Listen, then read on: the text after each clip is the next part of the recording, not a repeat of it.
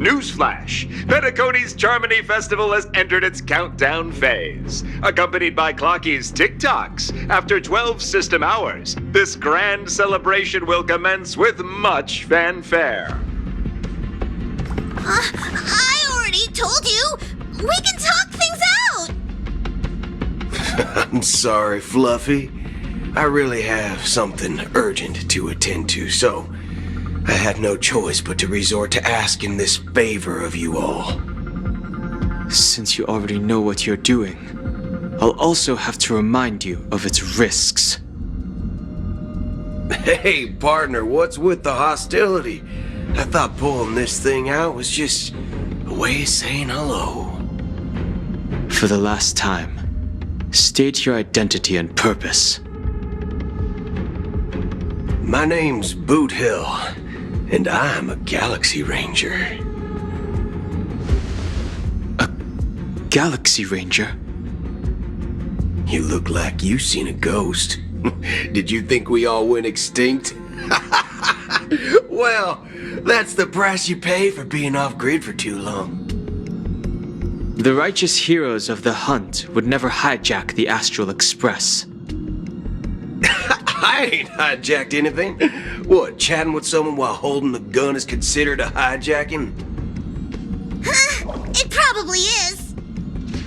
Pardon my frankness, but there are plenty of rumors in the cosmos regarding the Galaxy Ranger's current status, and none of them are pretty stories. I have a hard time believing you. Oh, this is hilarious.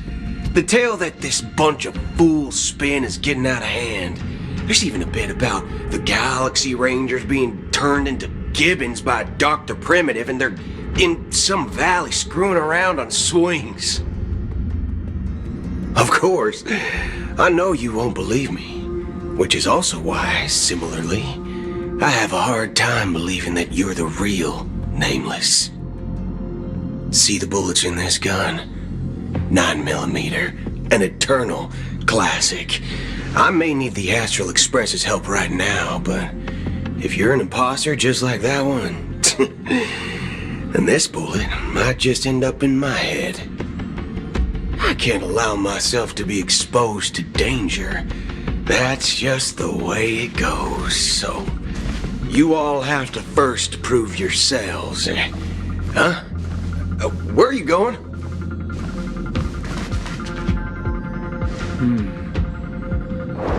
Recognize this? It's a model fudger. The Jade Abacus of Ally and Oath. The CN Joe really gave this to you guys? Model fudger?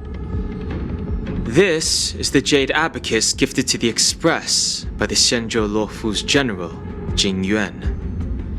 Its presence on board serves as the Shenzhou Alliance's official recognition of the Express.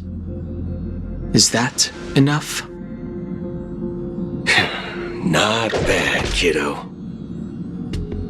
And across these sprawling stars, a gentle squeeze is all it takes to rustle up a whole legion of Cloud Knights.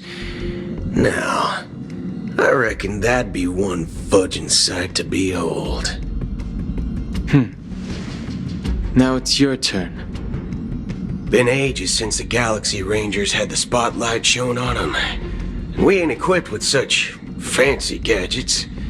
But I've been around the block enough to know the way to handle these types of situations is easy as pie. Alright then. Feel free to toss any questions my way. Let's see if my answers can't turn your trust. If your gut tells you otherwise, still ain't too late to show me the door.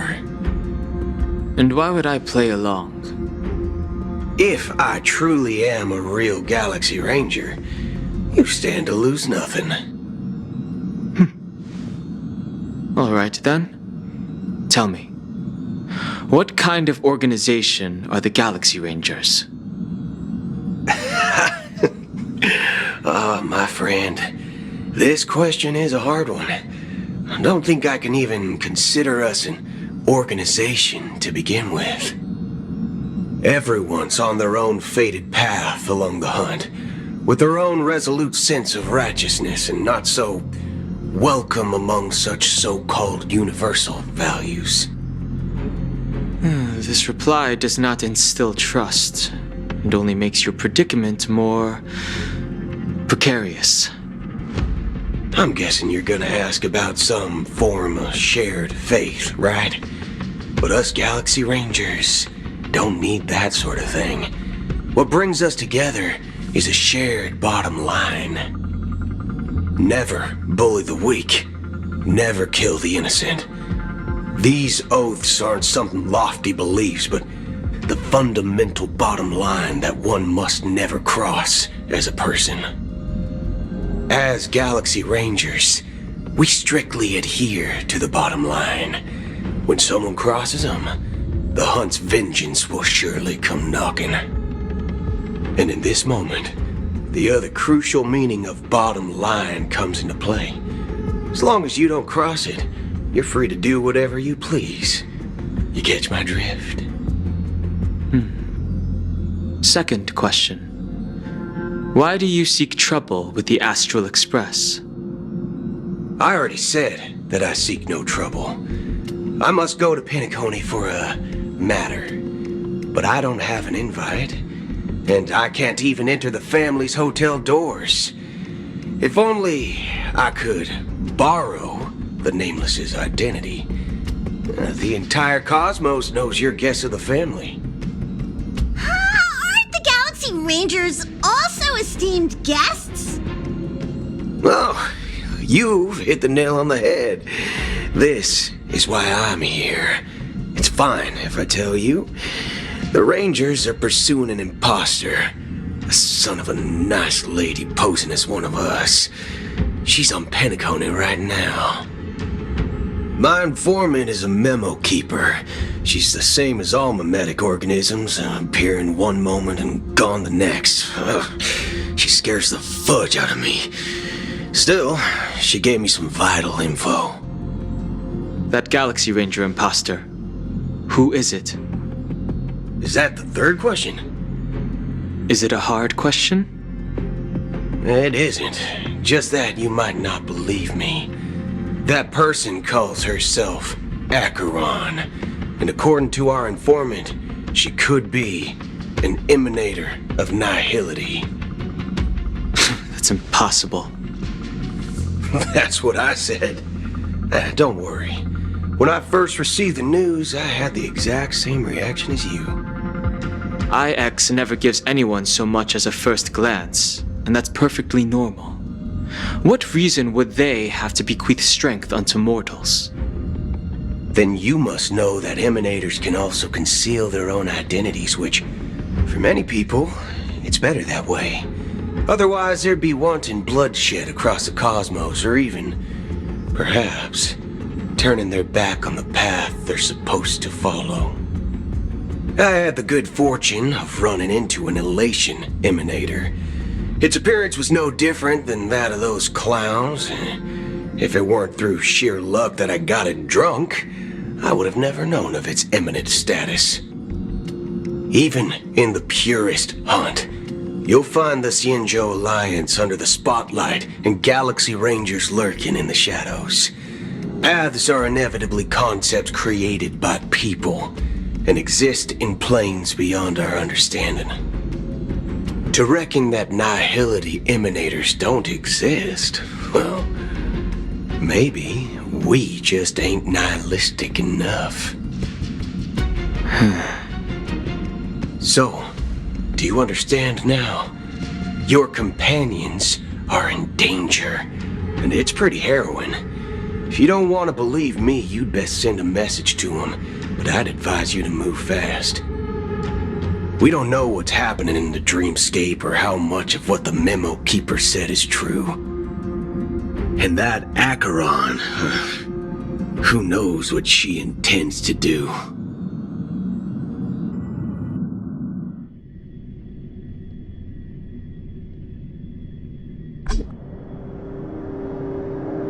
I don't intend to do anything. That's not up to you.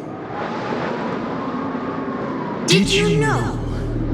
People who come to the land of dreams for the first time, they'll subconsciously stop to reaffirm that they're still walking on solid ground. And then they will unanimously raise their heads to gaze at the sky.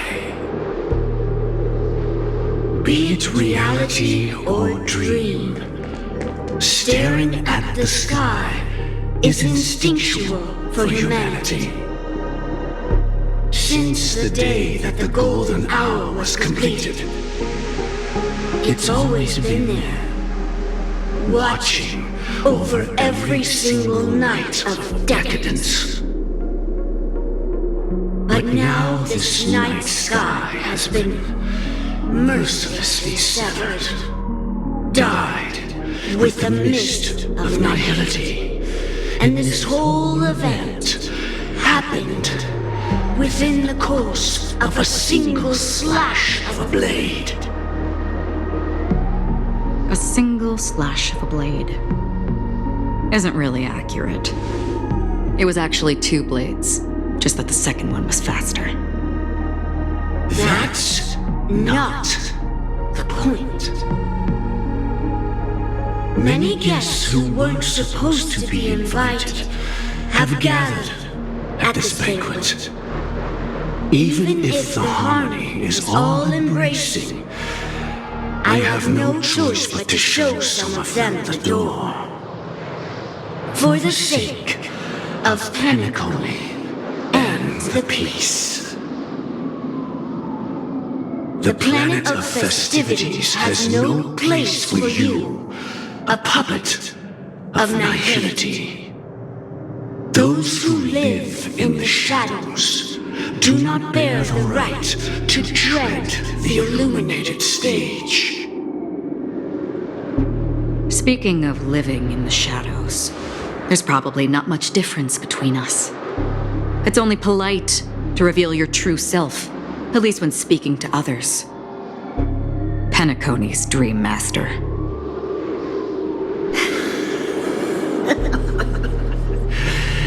That's just another reason that you can't stay. Whether you believe it or not, this is the real me. We are one.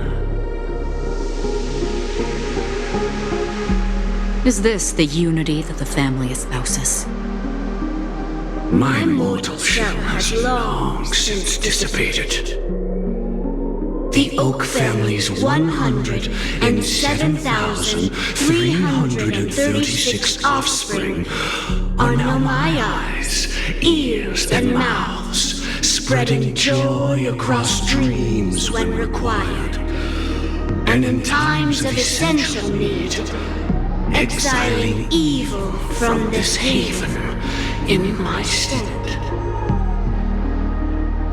From the sound of it, it seems like you're asking me to leave Penacony. I am glad that you're an understanding one.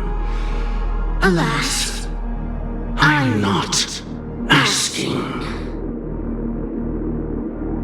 If you think you can. Are you threatening me? I ended it with a period. It was a statement, not a threat. Knowing who I am and still showing such malice. You're not the first, nor will you be the last. This scene played out many times before. And usually, when faced with my questions, most people retort, "Why can't I?" The result has invariably been that they can't. You are confident, but be reminded, the family is forgiving, but not weak. The cords of the harmony extend across worlds.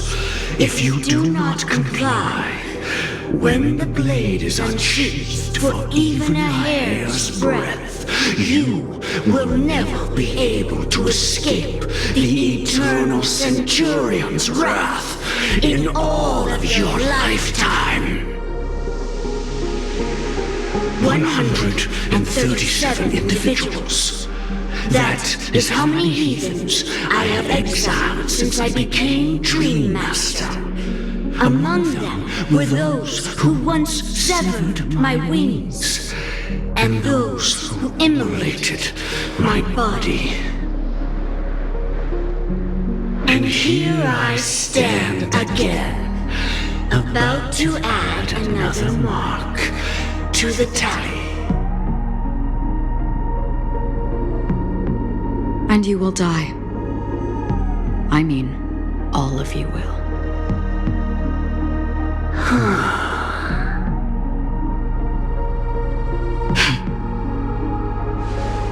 But that won't come to pass.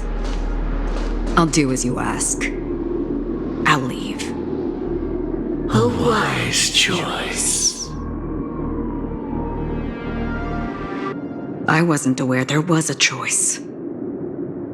To you, that surely is the only option. Please bear in mind, you and Penacony are of different worlds. Those born on the far bank cannot seek solace across the river. Leave and never return. The radiance of the planet of festivities is overwhelmingly bright, luring in tricksters, wrongdoers, and criminals. But even the harmony itself will never welcome the self-annihilator of nihility. And even more so, when this self-annihilator heralds the destruction of everything. Your strength is obviously a gift of the sleeping and shapeless, immeasurable and fathomless, like a tributary spawned from the abyss that brings death and sin to all. Acheron, a befitting name. Take it from someone on the other side of your so-called river. You know better than I do that Penacony has already deviated from the harmony. Whatever your intentions may be, I foresee only one outcome. Its future holds nothing but nihility. Just like all the worlds that have drowned in their shadow.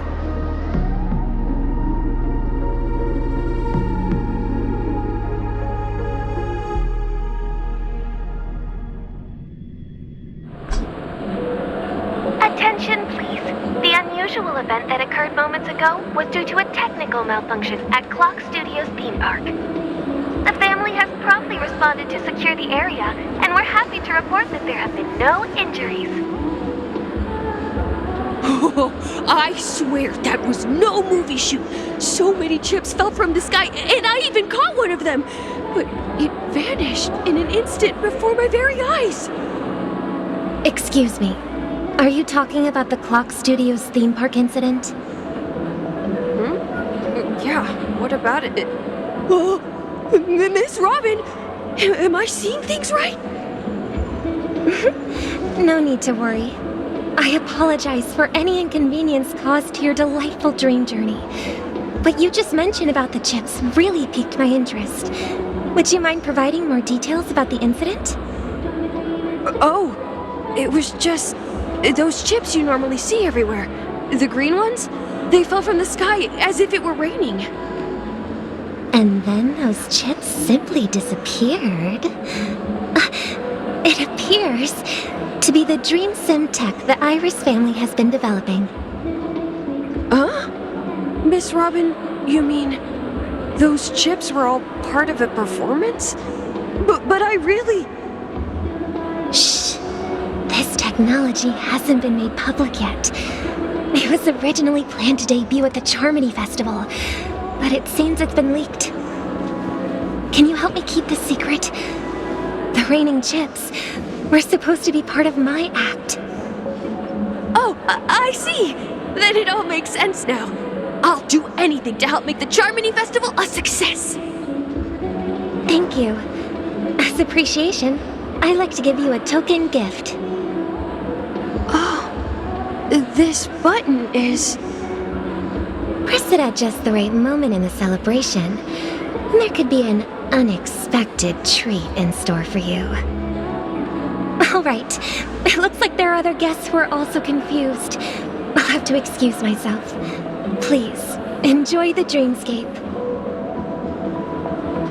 So many people talking about it. This commotion at the theme park definitely made waves.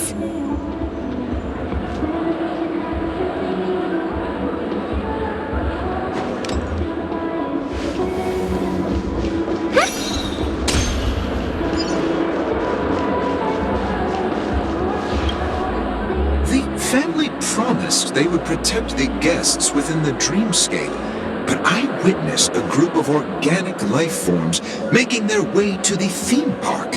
And soon after, a rip tore through the sky, and black rain started leaking out of the void. The family needs to provide a reasonable explanation, or I'll take my loved ones and return to reality. I thought the dreamscape was supposed to be a paradise. If it's not, then there's no point staying here. It appears the good sir has seen many great events. And it's true that an uninvited guest has unexpectedly entered the dreamscape.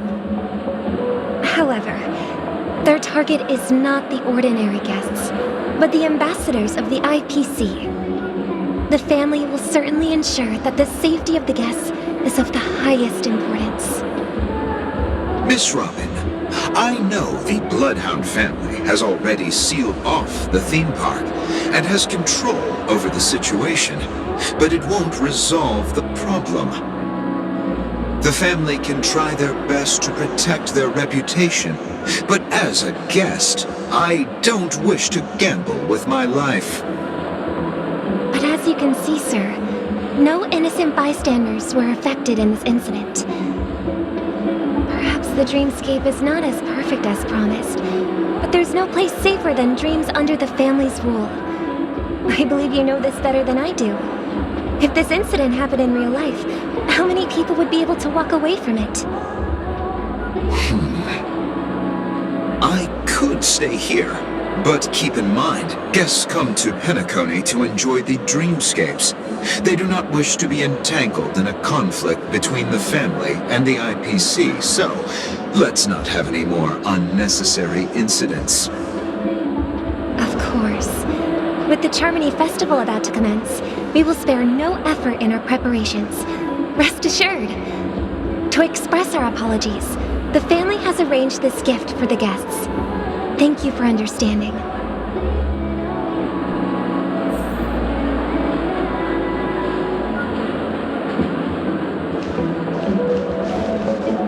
You've had quite a bit to drink. Hello. May I ask what happened here? Nothing to be worried about. There's been a small rehearsal mishap at Clock Studios theme park. Please stay calm. Hey, are you a fool? You don't even recognize Miss Robin? Who do you think you're talking to? I'm sorry. I've just been transferred to the Bloodhound family, and I'm still not too used to working on the streets. I didn't realize it was you. I'm so sorry. Hey, don't sweat it.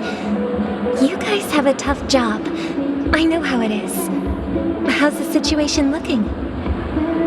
Oh, we've sealed off the theme park.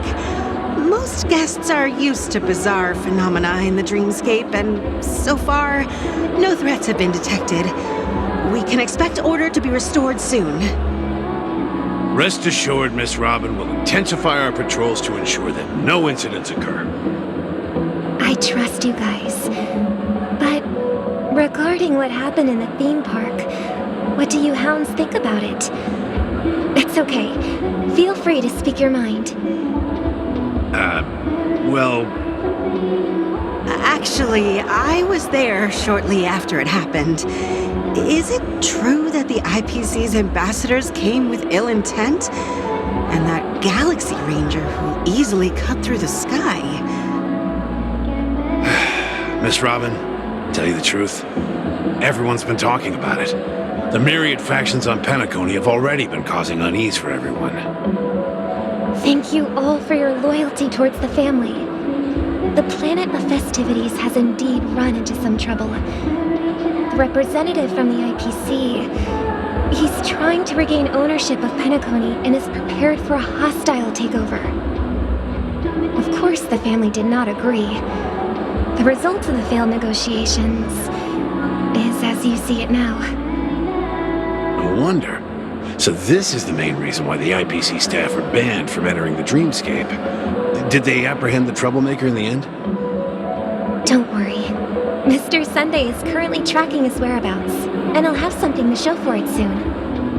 However, given the situation, the IPC surely won't let this go easily. Therefore, we are relying on you hounds to maintain the order and stability of the dreamscape. Please be assured, Miss Robin, we take our orders seriously. We won't let those IPC cronies get away with this. Thank you for your hard work. If there are any other members who still feel uneasy, please tell them on my behalf that protecting the dreamscape requires everyone's help. This is a small gift prepared by the Iris family for the guests. There's one for you too. Please, open it at the Charmony Festival for an unexpected surprise. I can't believe I received a gift from Miss Robin. It feels like I'm dreaming. Wait, I am in a dream. If trouble comes knocking on our door, we're not afraid to go to war. Rest assured, the dreamscape's peace will be protected by the Bloodhound family.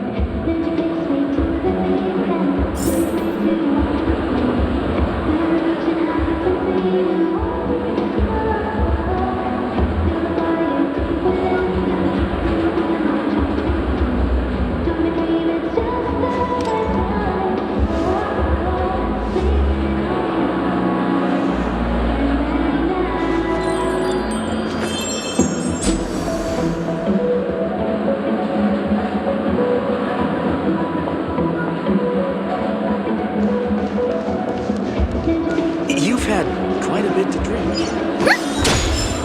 The show begins.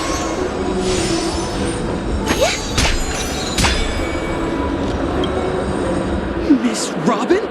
That's the renowned cosmic superstar, Miss Robin! I didn't expect to meet a fan here. I'm honored. Welcome to Penacony, a world filled with wonderful dreams. I can't believe I'm actually meeting the real Robin! Shouldn't you be preparing for the Charmony Festival? Preparation is important, but the ceremony is fundamentally about sharing the Great One's harmony with everyone. If there's a chance to sing with everyone, I will not refuse. Regarding the recent mishap, I understand it negatively impacted some of our guests. As a member of the family, it's only right for me to come forward and offer my apologies to everyone. But, are you sure it was actually a mishap? Everyone saw those chips descending like rain and the red light tearing through the sky. Claiming it was merely special effects seems a bit far-fetched. Plus, I met that generous gentleman. He looked really out of it and kept talking to himself. Is this also part of the performance? Everyone, please do not panic. I believe that the family will give everyone a satisfactory answer in due time. Even if you say so, Miss Robin, it's hard to believe. Some people just never listen, do they? It's never ending. It just goes on and on. I'm getting really tired of this. Miss Robin? Still, I suppose I should keep on helping everyone. I am the epitome of joy, kindness, and goodness, after all. Huh? what was I just doing? And who might you be, miss? Here, take this, little guest. This gift has been specially prepared for you by the family. Make sure to take good care of it until the opening of the Charmony Festival. Then, when the show reaches its climax, press the button together with the others around you. You never know. Something very exciting might happen.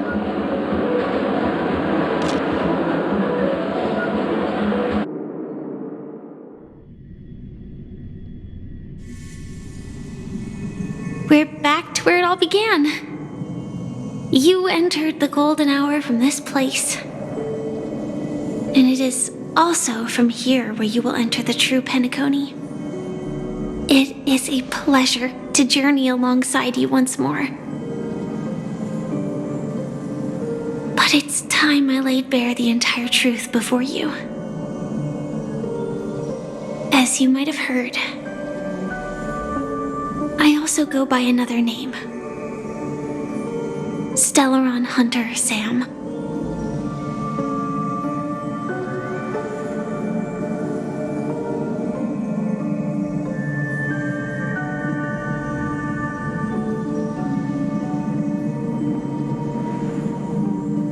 I'm fine.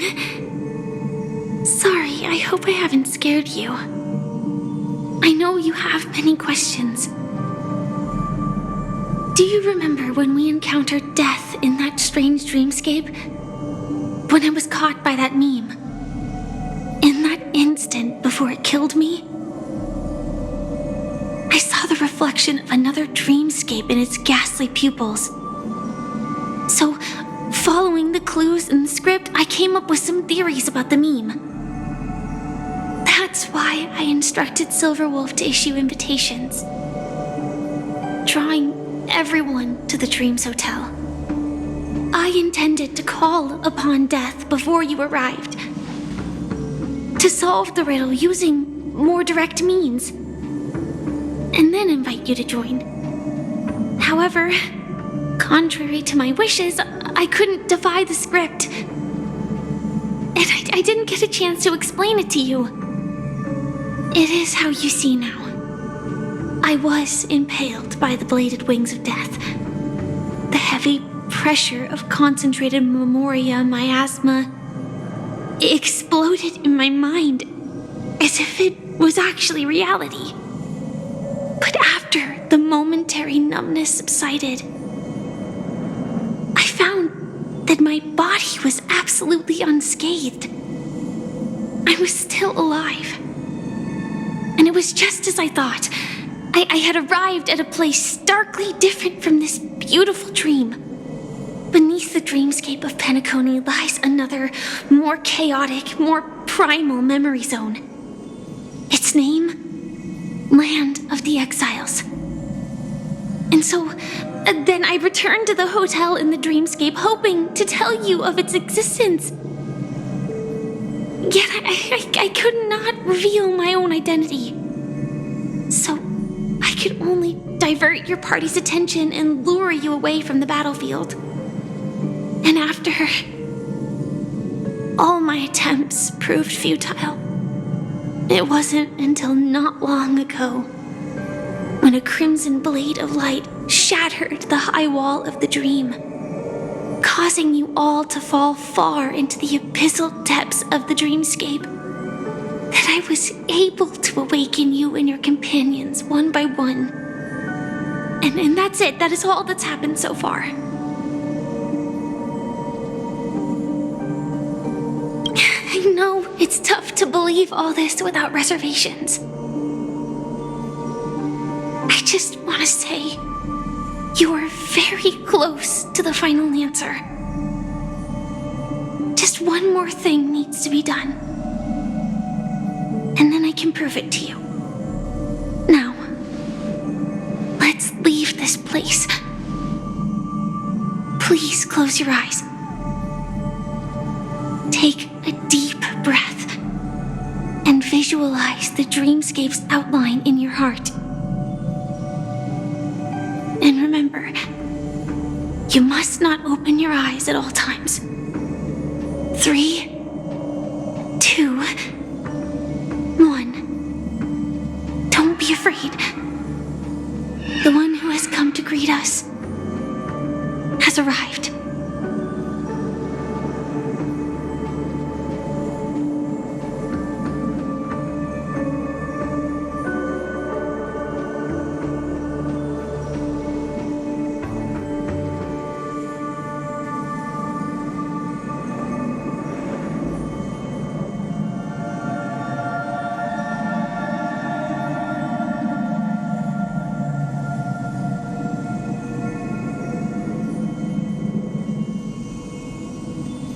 I never knew you could do this. Do you have a driver's license? I do. That is surprising. Why? Because this is Japella, the city of sins? No, it's nothing. I'm just thinking that you haven't slept in 20 system hours. Are you sure you're okay? I'm fine. I'll survive. Same goes for you. I'm not so sure about that. Slow down a bit. Infiltration is over. Feel free to activate Sam anytime you'd like. There's still some time before the next part of the script unfolds. Let me stay a little longer in this body.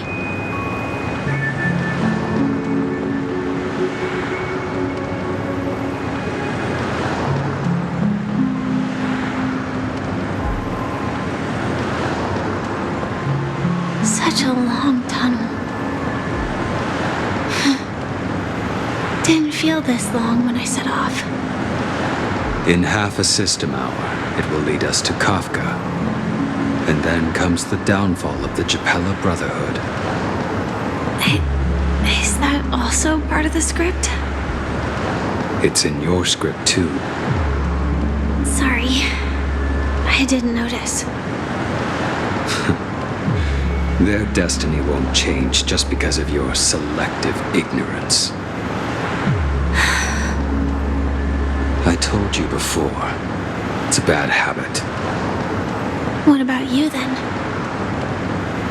Is this the moment you finally find the death you've been looking for? As always, it's a blank slate. It's not on this planet. Why the sudden inquiry? Because I'm currently in a car with a sleep-deprived driver. I just want to get there in one piece.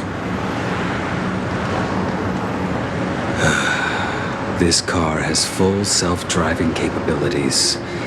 I'll just put my hand on the steering wheel. Will that do? Hey, don't take everything so seriously. Elio would always say there's only one type of destiny. The inescapable type. He can see the future, and we, likewise, are aware of our predetermined end. But before that moment arrives, we can still choose what we do. We all have this right, don't we? After today, Japella's name will disappear from cosmic history, and the Everflame Mansion will take its place. In the not-too-distant future, you'll receive an invitation. That's your next stop. Land of the Dreams. Penacony. I hope you find whatever you seek there. Be it answers or salvation.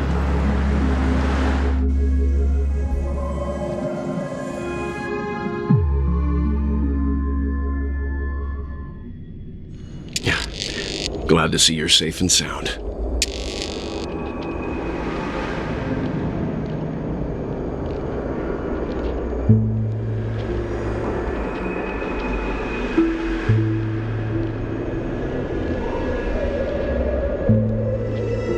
Close your eyes.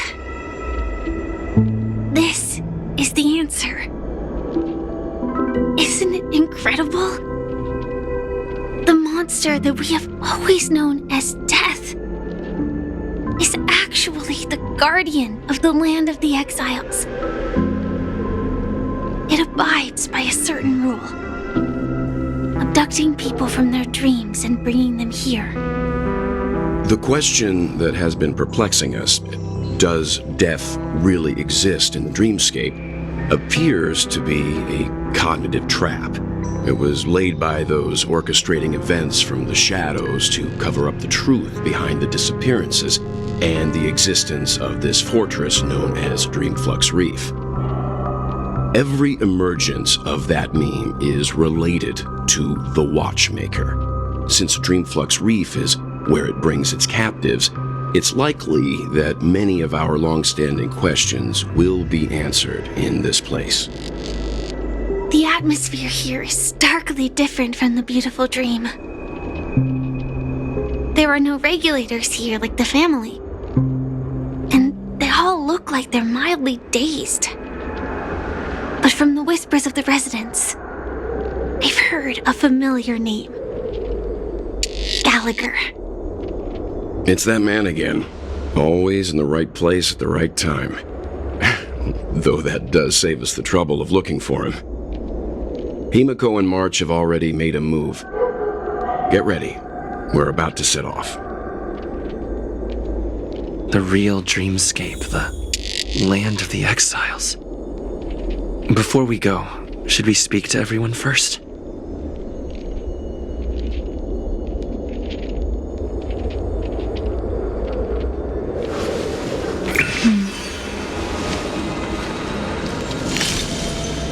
Danger. I'm really sorry for waiting until now to tell you everything.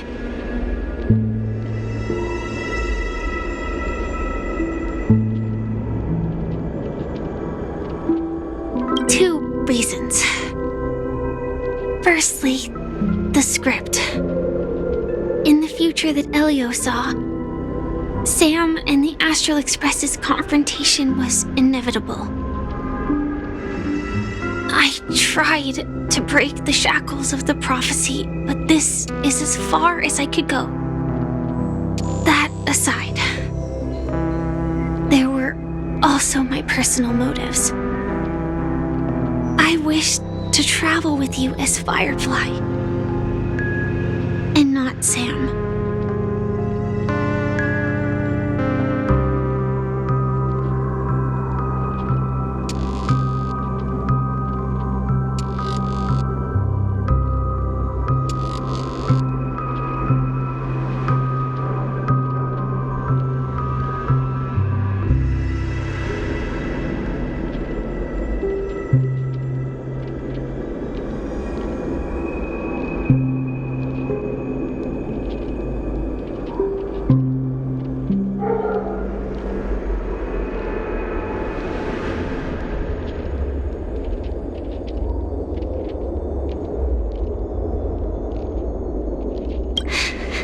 Thank you.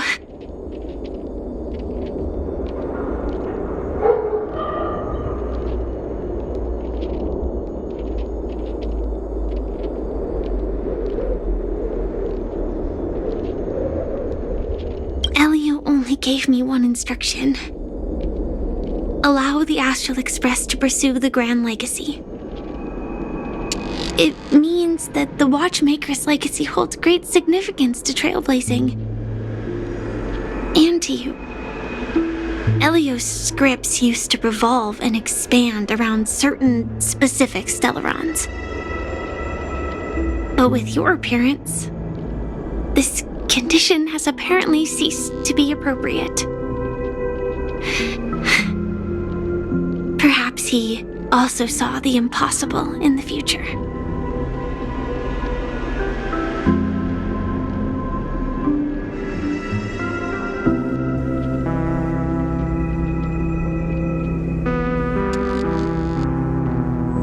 Do you still remember that medical cabin I told you about? Sam. It belongs to the Iron Cavalry of Glamoth's Firmament Frontline. A Firefly Type 4 Tactical Heavy Assault Mech. It is the cradle of my vitality. And the meaning of my birth. And for the longest time it was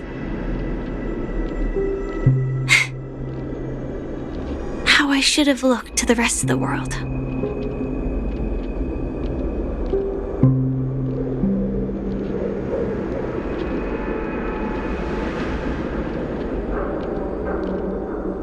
The timescale of Dreamflux Reef differs from reality, so we mustn't lower our guard. You're sensitive to Memoria.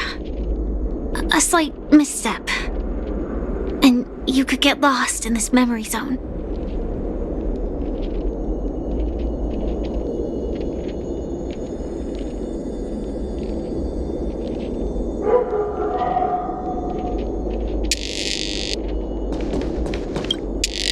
Something on your mind? Let's talk about it. No wonder Miss Acheron is so averse to drawing her blade. It's hard to imagine such terrifying power could reside in an ordinary sheath. If it weren't for the fact that Aventurine's power originated from the preservation, the entire dreamscape would have been affected. Don't feel burdened by this. Even without that Stellaron inside you, Aventurine would still have found other methods to accomplish his goal. Let's just believe in Miss Acheron. And given her prowess, I don't think we've got anything to worry about.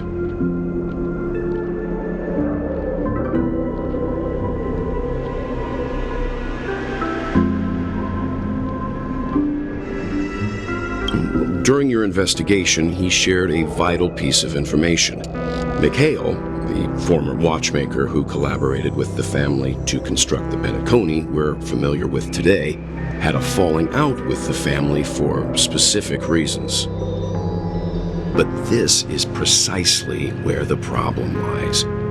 You were clearly investigating a murder, so then why, as a security officer, is he changing the subject to talk about his past with the watchmaker? And now, with Firefly mentioning his name again, it's hard not to be suspicious.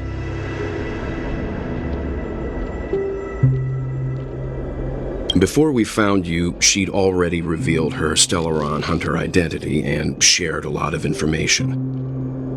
Who would have thought that the Molten Knight's true identity was actually a young girl? For her, this is a secret that she cannot allow others to know. That being the case, I think we can believe she's willing to cooperate. But she didn't reveal all her secrets. I just can't shake the feeling that her situation is different from that of the typical dreamer. And I hope that doesn't lead to any dangerous predicaments. I hope you've regained a little composure. We'll move out when you're ready.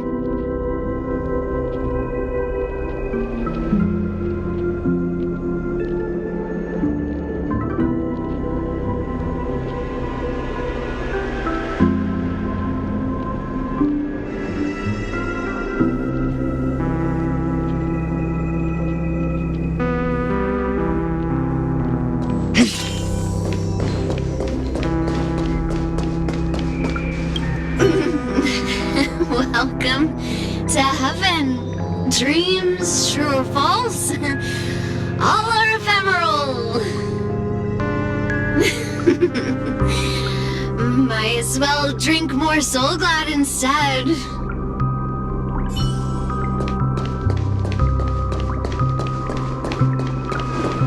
Keep going straight down this alley and it'll lead to an elevator. Than my own house. It'll take us to the center of the land of the exiles.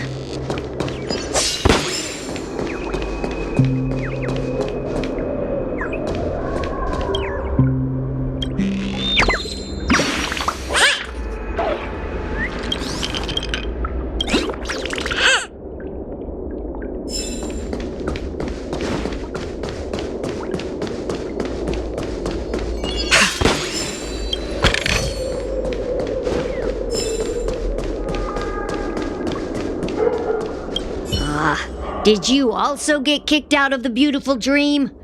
I want to go back. Well, but then I don't want to go back. Tell me what I should do. I don't know what to do.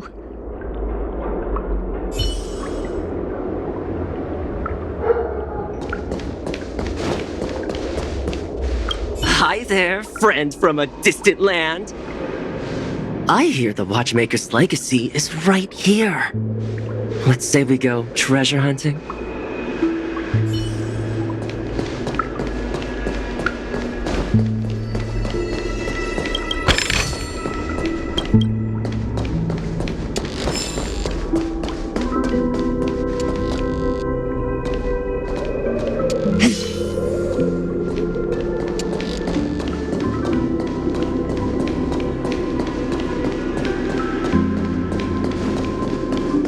What a huge hockey. Looks like the watchmaker also lifted...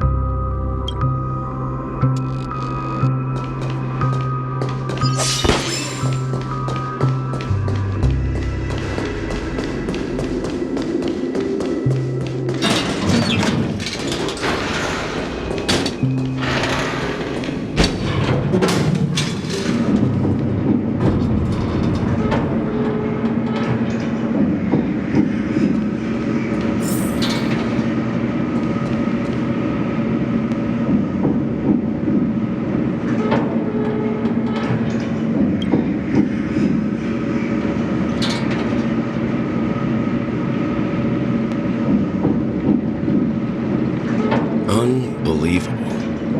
To think there's a settlement of this size within the dreamscape. And all beyond the family's reach.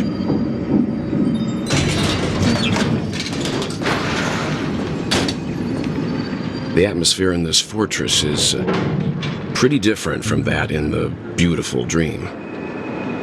When I first saw it, I was in awe too.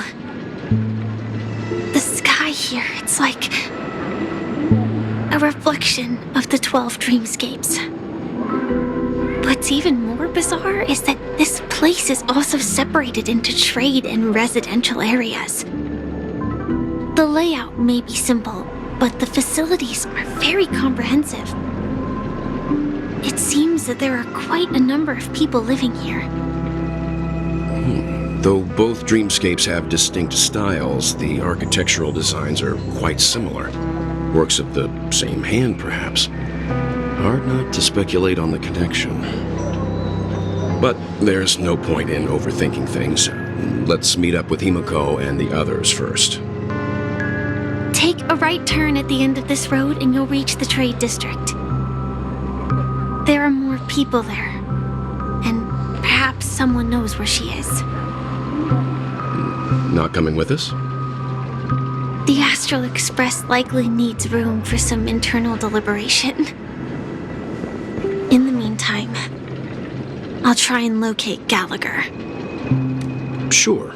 Let's reconnect later. Letting her go was the right decision. Further observations are needed before we decide whether to trust her. But first, there's someone I need to talk to. Let's go. I'm sure you've already noticed him. Look, over there. The Reverie Hotel's bellboy. How did he end up here? And right after Miss Acheron severed the beautiful dream. We'd better check, just to be sure. This can is perfect for me, and perfectly legal for me to stay in.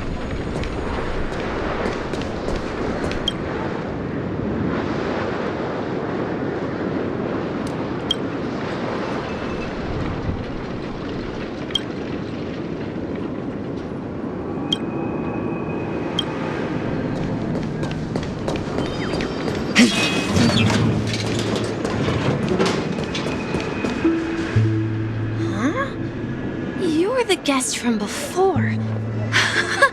We meet again! And a new friend. Forgot to introduce myself. I'm the hotel's bellboy, Misha. Hello, Misha. I'm Welt. We met in a dream. And who might this be? Tick-tock! Old friend and new friend! Let's high-five!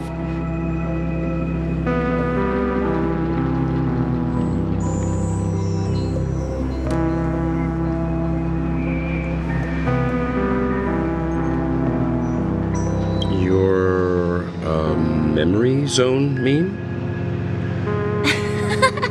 No, Clocky is a good friend of mine. We all live here. How did you two get here? This dreamscape isn't supposed to be open to the public. I wonder if it has something to do with Sleepy. So, this is your home? Yep. After my work in the beautiful dream ends, I'll go back home.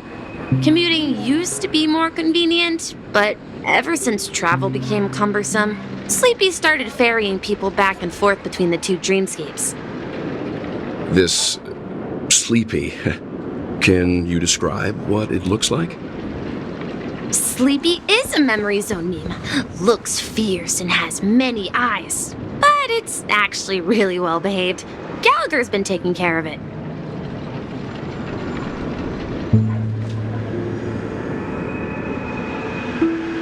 Based on the description, that meme is indisputably death. A nightmare for the family, but for the people who live here, well, that couldn't be further from the truth. Death? Not in a dream, surely. Sleepy's just a little aggressive, and sometimes messes up by fetching the wrong guess. But it would never hurt anyone. I see. Has it brought back any guests recently, say, in the last day or two? We're currently investigating a missing person case that occurred within the beautiful dream. I see. Then you'll have to speak with Gallagher. But he's currently busy hosting a visitor from the Oak family and specifically asked not to be disturbed. Mr. Yang, the person you're looking for, is it Miss Robin? Just as I thought. Considering what happened with Miss Firefly, this doesn't come as a surprise. If you're looking for Miss Robin, I can lead the way. She told me that she'd be willing to meet with outside guests. If it's not too much trouble. Also, we're looking for our missing companions. A woman with red hair accompanied by a girl with pink hair. Have you seen them? Oh, I haven't. But please, rest assured. Dreamflux Reef is a small place, and it's not as bustling as the beautiful Dream, but its safety is unmatched. How about this? Since it's your first time here in Dreamflux Reef, I'll be your guide and help you find your companions. And then we can all go visit Miss Robin together. She's gone to Mrs. Grace's to visit the children. She won't be leaving anytime soon, so there should be enough time. All right then, we'll follow your plan.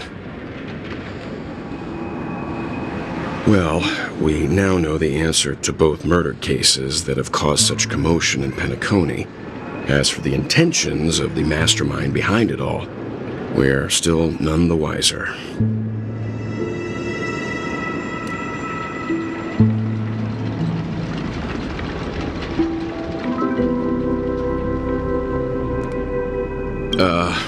No idea. But its connection to Gallagher is worth digging into. Regardless, we have to find him.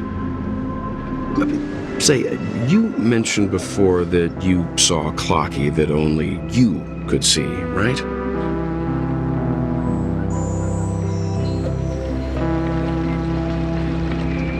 I can't shake off this strange feeling.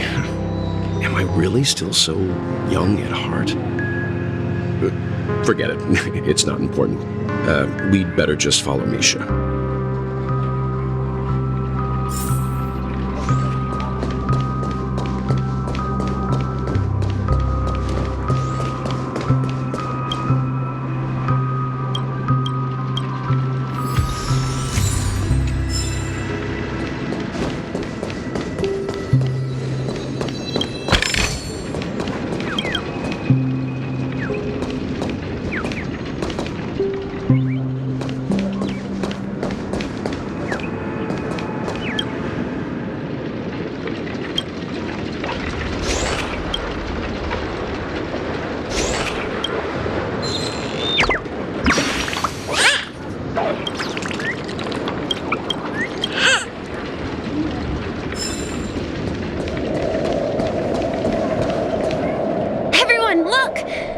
From here, you can see the most spectacular view of Dreamflux Reef.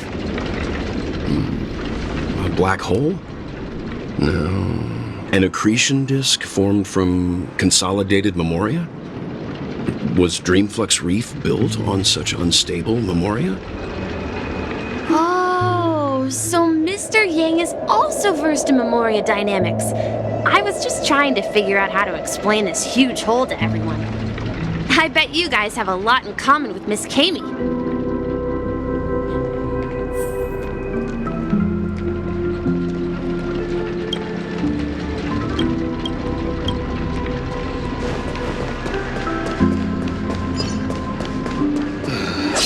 Just a wallflower.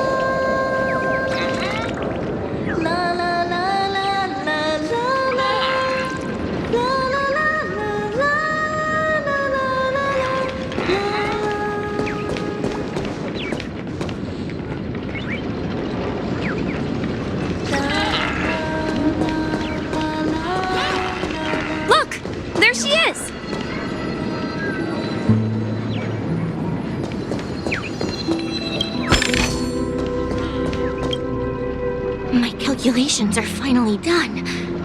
In another 10 system hours, the above dream will swallow the dream below. My hypothesis was correct. This place will cease to exist as the dream devours everything. Who are you all, and why haven't you left yet?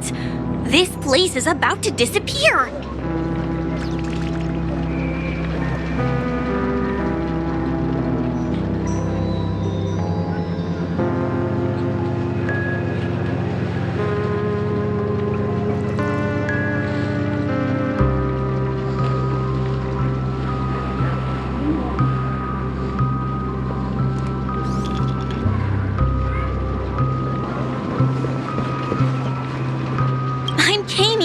A dreamscape surveyor specializing in memoria dynamics, and this is my life's work that I'm researching. See that huge gaping hole? It was just a narrow rift many years ago, but now it's grown into a giant hole. The surrounding memoria has been flowing towards the other end of the hole at a constant velocity, slowly but surely. But the scary part is, according to my calculations, the flow rate of memoria has recently changed, and it's faster than ever before. It's almost as if something is sucking it in from the other side. By constantly improving upon Madame Rosalina's memoria measurement method, I've finally obtained accurate results. After 10 system hours, the Dreamflux Reef will cease to exist. Just like the melting of glaciers, everything will crumble and disintegrate. The dreams on that side of the void will fuse into one. Please don't worry. This sort of thing has happened many times before. Miss Kami isn't a bad person.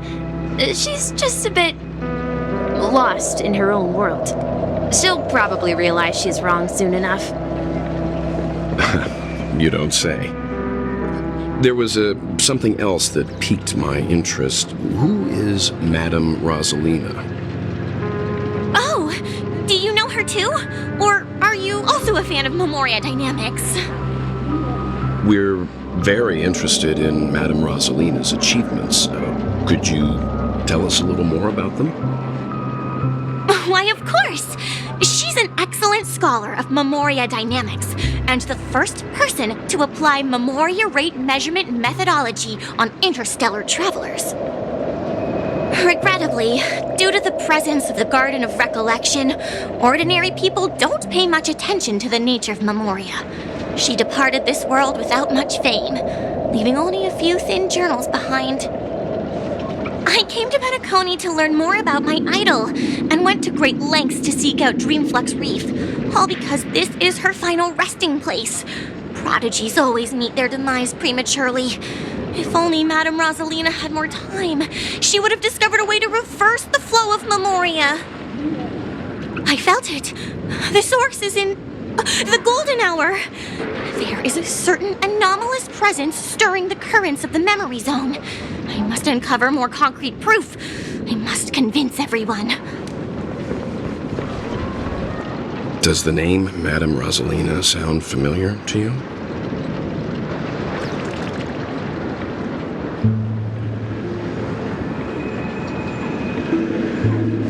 That's right. It seems like she did a great deal of research and calculations in Dreamflux Reef before abruptly passing away.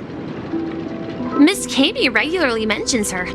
I hear Madame Rosalina passed away during the prison war. She could see the Penacony of today. Its people building homes in the memory zone. I bet she'd be really happy. Perhaps. Our destination is the commercial district. That's where the largest crowds gather in Dreamflux Reef.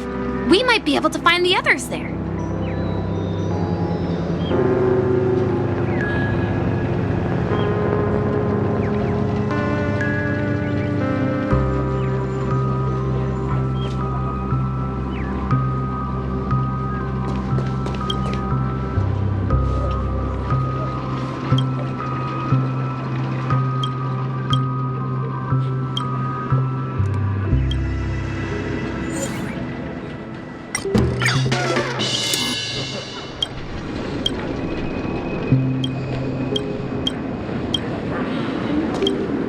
To breathe life in.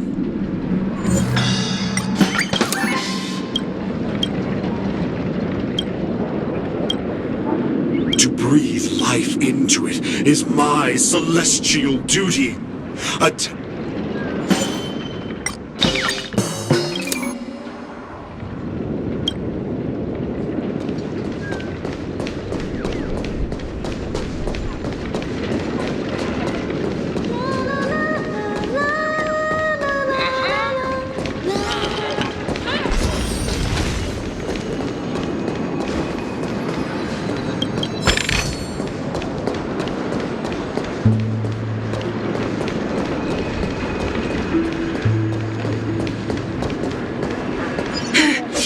Let me go!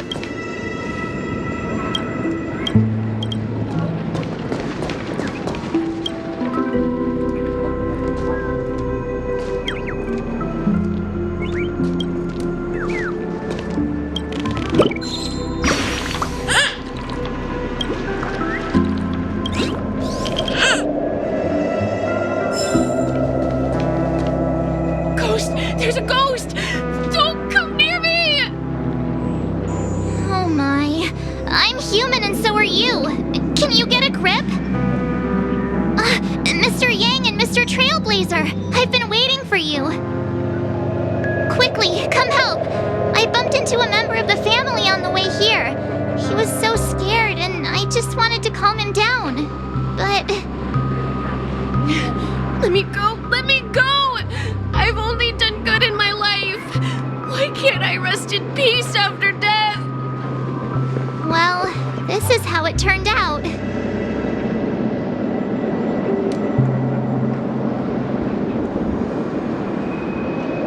Ha ha, you're a regular comedian. He thinks he's dead. Although, when I first fell in, I also thought the same. Dear guest, this is not the afterlife. This is Dreamflux Reef. That's right. Did you hear that? Repeat after me. Dreamflux Reef. You're talking to someone invisible. If I'm not dead, what am I? I shouldn't have pushed my luck and tried sleeping in my dream. Curiosity kills the Papashi.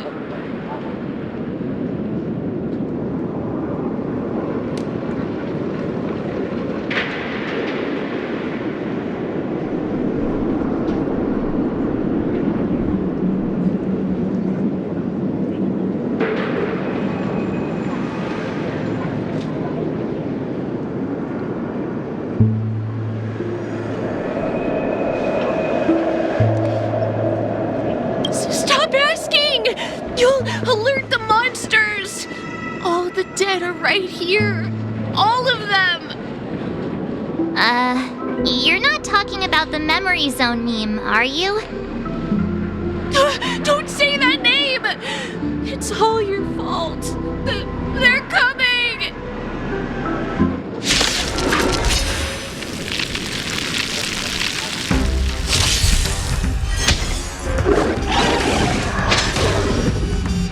Ill tidings manifest. Try harder. In lunar flame. Justice for oblivion. I'll see you off. Stand down. What do you want to know? Ill fate descends.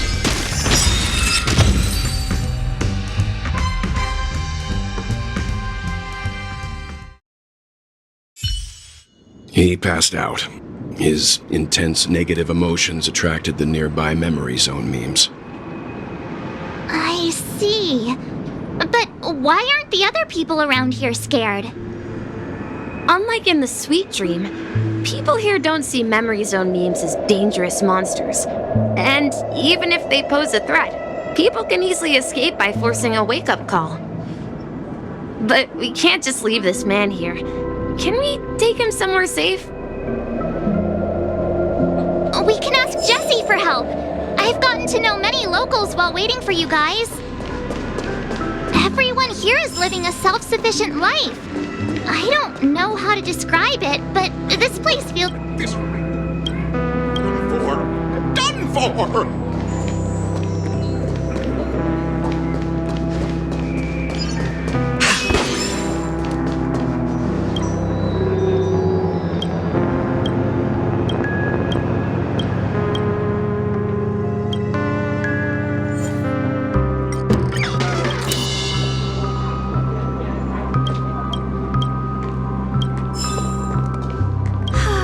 Tell me about this.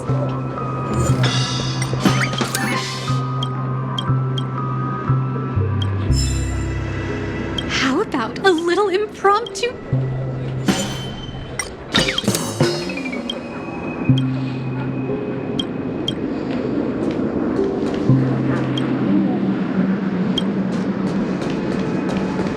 I knew you couldn't hold your liquor. Tried to warn you too.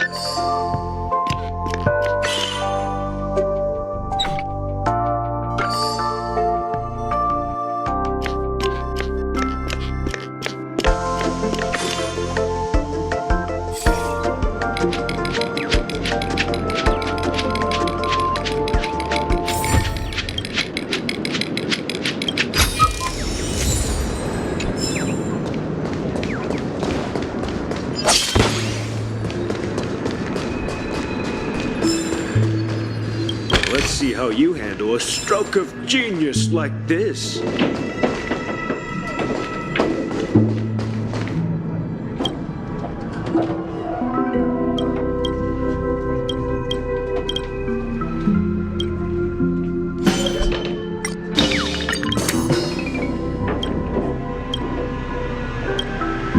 Evening, Jessie. Welcome, Miss March.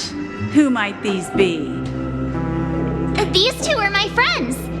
As for the man lying on the ground, he's a scaredy cat who fainted from fright. I see.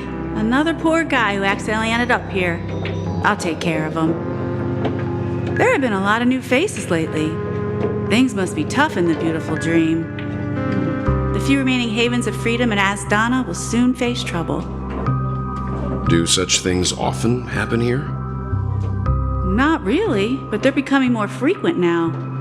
I guess it's one of the signs of the Sweet Dreams collapse.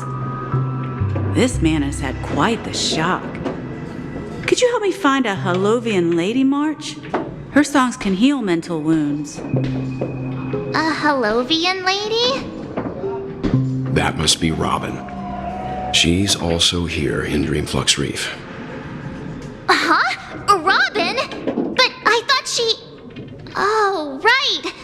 If Firefly is here safe and sound, then it means Robin must be okay too. Misha is about to take us to her to find out what happened. But before that, let's meet up with Himiko. You were with her earlier, right? We met some stowaways in the residential area. Most of them came from neighboring star systems. I heard that places like Dreamflux Reef are scattered throughout the memory zone of Asdana, like islands in the ocean. They existed before the family arrived. I also heard that when Dreamflux Reef took shape, it was the center of all dreamscapes in Penacony. If that's true, it's no wonder there are so many similarities between this place and the Sweet Dream. Himiko must be gathering information. Let's hurry up and get going.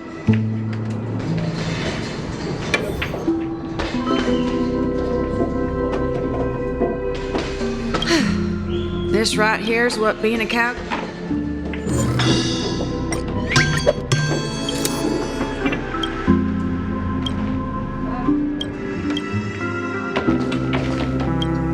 Don't ask where I'm from. A hero's roots don't matter.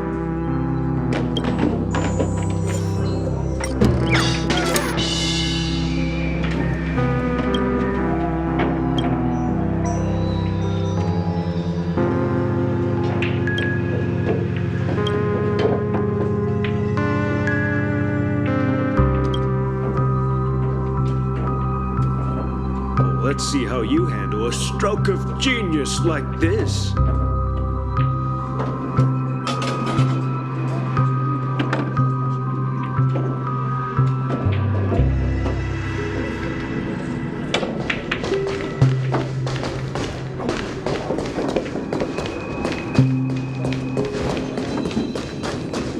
I knew you couldn't hold your liquor.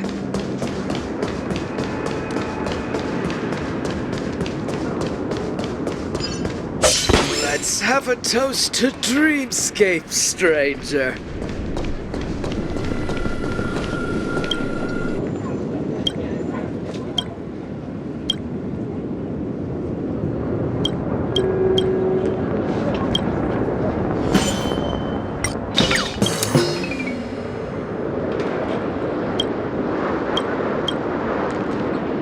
Feel free to express your emotion.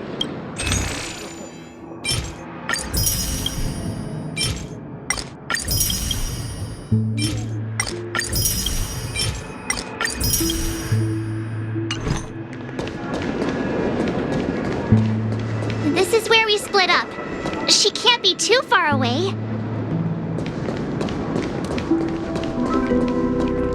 So that's how it is. I never imagined we'd gather the remaining details here. To borrow Gallagher's catchphrase, what an unpredictable twist of fate. Himeko, here they are. Ah, perfect timing. Now that everyone's here, I'd like to introduce everyone to Micah, who's partly in charge of the Land of the Exiles. Micah, these are my companions. It's a pleasure to meet the Nameless. You know us? I've been keeping an eye on you since the day you arrived in Penacony. We would have met under more appropriate circumstances if Dreamflux Reef hadn't been isolated from the 12 Dreamscapes. Please, allow me to formally introduce myself. I'm Micah, the Gravekeeper of Dreamflux Reef. Gravekeeper? Life in Dreamflux Reef is pretty liberating. Everyone here mostly keeps to themselves, without meddling in others' affairs. My daily task involves cleaning a few tombstones. You're too modest, Micah. When lost dream chasers stumble upon this place, you're the one who takes care of them, guiding them back to the sweet dream, or showing them how to survive the wild dream chaos. So, a guardian of sorts. Were you talking to me, Mr. Yang?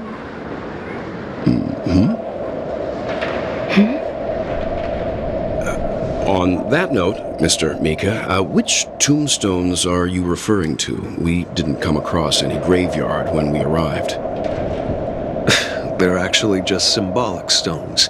But since you're curious, Mr. Yang, I'll take you there. I have a feeling you might find something of interest there. But before that, you have an important guest joining you. An important guest? Who could it be? This way, please. The roads here in Dreamflux Reef are a bit run down, so watch your step.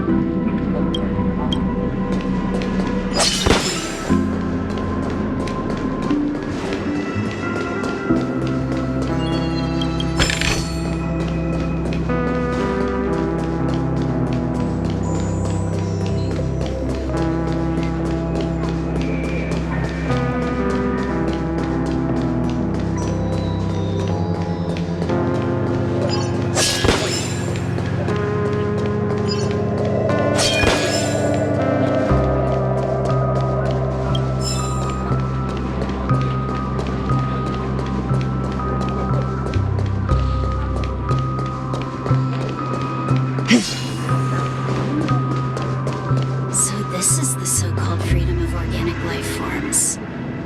I'm beginning to understand.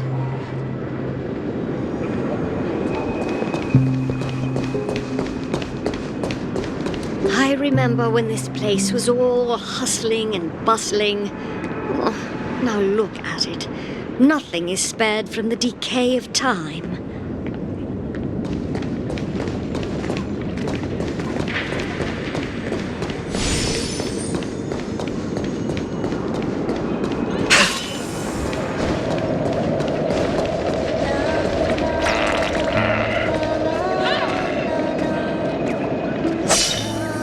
The moon shines on the truth.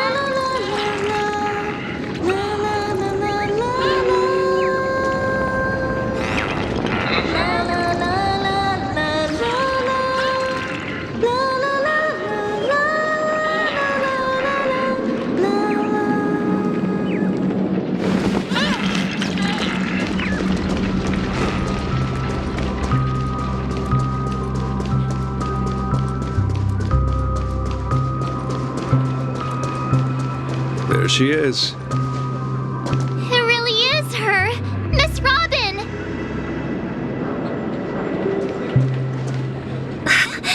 Everyone sang so wonderfully.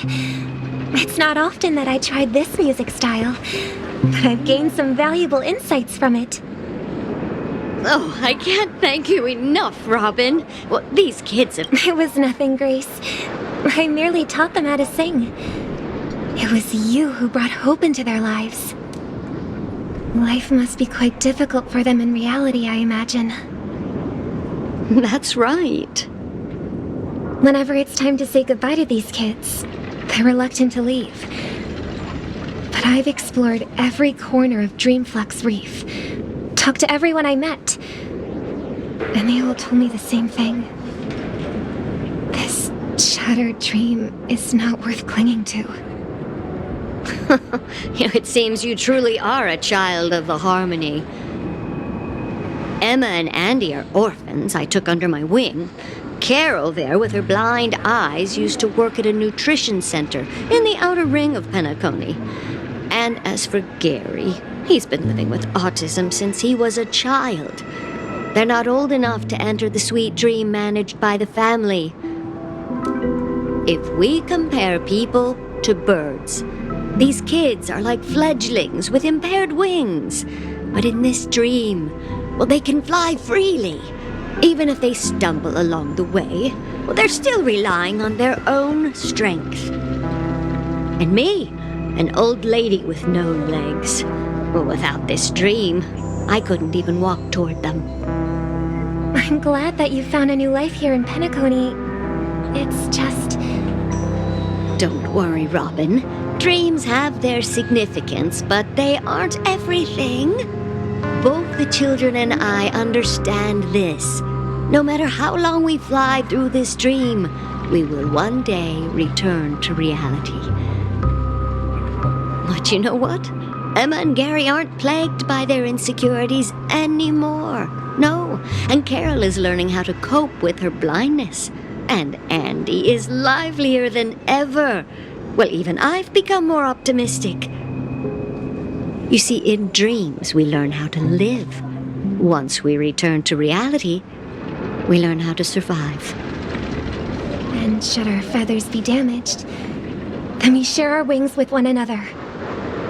There's no need to covet an illusory sky in dreams, because we have the right and the ability to fly towards a broader horizon. It's a relief to see you safe and sound, Miss Robin. It's nice to see you all again, Astral Express crew. I heard my disappearance caused quite the commotion out there. I'm really sorry about that. Since you're here, can we assume that you're fully aware of the situation in Penacony? Ever since I returned to Penacony, my voice started to change, until it gradually faded away. At first, I thought it was a temporary ailment, perhaps due to having been away too long. I thought maybe it just takes some time for my body to acclimate to the high concentration of Memoria and Asdana. But now it seems the root of the problem goes way beyond me. There are elements around me that don't align with the harmony. And losing my voice is just one of the signs of the Sweet Dreams collapse. The Sweet Dreams collapse? That memo keeper mentioned the same thing. So it's real. While I was away from Penacony, the boundaries of the 12 dreamscapes kept expanding outward.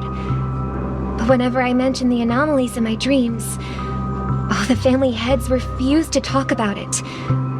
Only my brother was willing to respond. Later, I discovered the secret letters from the IPC ambassador, which further convinced me that there are hidden secrets beneath the surface of Penacony. So, following the clues in the Oak family's dossiers, I found my way here. The land of the exiles, concealed by the family under the guise of death. A dream within a dream, where Penacony's past is buried. Hearing you speak, it sounds as if your voice has made somewhat of a recovery. hate to admit it, but the harmony in this place resonates more broadly than within the Sweet Dream. It's regrettable, but the family has experienced betrayal. The traitor, or traitors, abandoned their original principles and, using the name of harmony, exploited people's weaknesses to turn Penacony into the planet of festivities, trapping everyone in the illusion of the Sweet Dream. This is not the strong defending the weak, but rather the strong exploiting the weak. A world without equality won't ever be favored by the harmony. And naturally, those voices blessed by them have lost the ability to sing. Could there be another force influencing the family's shift in philosophy, Miss Robin? Considering what happened with Acheron, it's difficult to conceive of another entity within the realm of the harmony capable of influencing everyone. Unless a power surpassing that of an emanator is involved. I'd heard about what happened to the Cienjo Alliance, but as far as I'm aware, the family hasn't faced any such external interventions. Who knows? Perhaps I've just been away too long and missed something. Regardless, I cannot accept my home is moving towards the very opposite of what the harmony represents, while still claiming to uphold it. I must uncover the reason why Mikhail cut ties with the family, and who exactly it was who betrayed us all. Do you remember our arrangement, Mr. Micah? Well, here's my answer. I've decided to forgo my role and never step foot on the Charmony Festival stage again.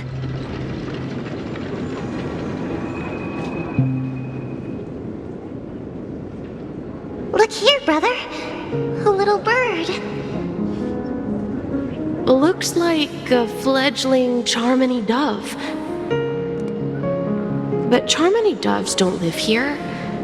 So how did this little bird get here? Maybe its parents abandoned it? It looks weak and frail. Why don't we find something soft and make a nest for it? This place is too dangerous for a fledgling. Let's take it with us. We can put it on the wooden shelf in front of your window. Okay. A bird like that must have a beautiful singing voice. But where will it live? I'll ask the family head to build a cage for it. A cage? But then it won't have the freedom to fly, right? Let's see. What is it that has captured the attention of the two best interpreters of the Great One? To the point that they've forgotten how to enjoy their dessert. Oh, poor little thing. Doesn't look like it's doing well. Do you want to rescue it? I do. But I don't want to lock it up in a cage. Why? Even if it's small and not fully feathered and can't sing, it didn't come into this world just to be locked up in a cage. Birds, they should be flying free in the sky. That's quite the romantic idea. And what about you, a young scholar? Do you agree with your sister? I think she's right. But if we leave it out in the wild, it won't survive for more than a few days at best. Ah, I see. It seems our little scholar is still a bit unsure. Well, let me tell you youngsters a story. As you probably know, Charmony doves can fly through the air. When they fly really high, the friction caused by the flapping of their feathers against the atmosphere creates amazing lights so that they look like shooting stars. We've seen this spectacle so many times that we think it's just something they can naturally do. But that's not the truth. Their radiant display is the result of countless struggles against nature over generations. Their ancestors were too weak to survive on the ground, so to escape predators, they started seeking new opportunities in the air. After countless attempts by many generations, one of them finally figured out how to fly. It soared into the sky and never looked back at the ground again. So, you mean birds aren't born to fly, but they find a way to do it through their determination, right? Well, that's an idealistic way of putting it. So, what are your thoughts, Sunday?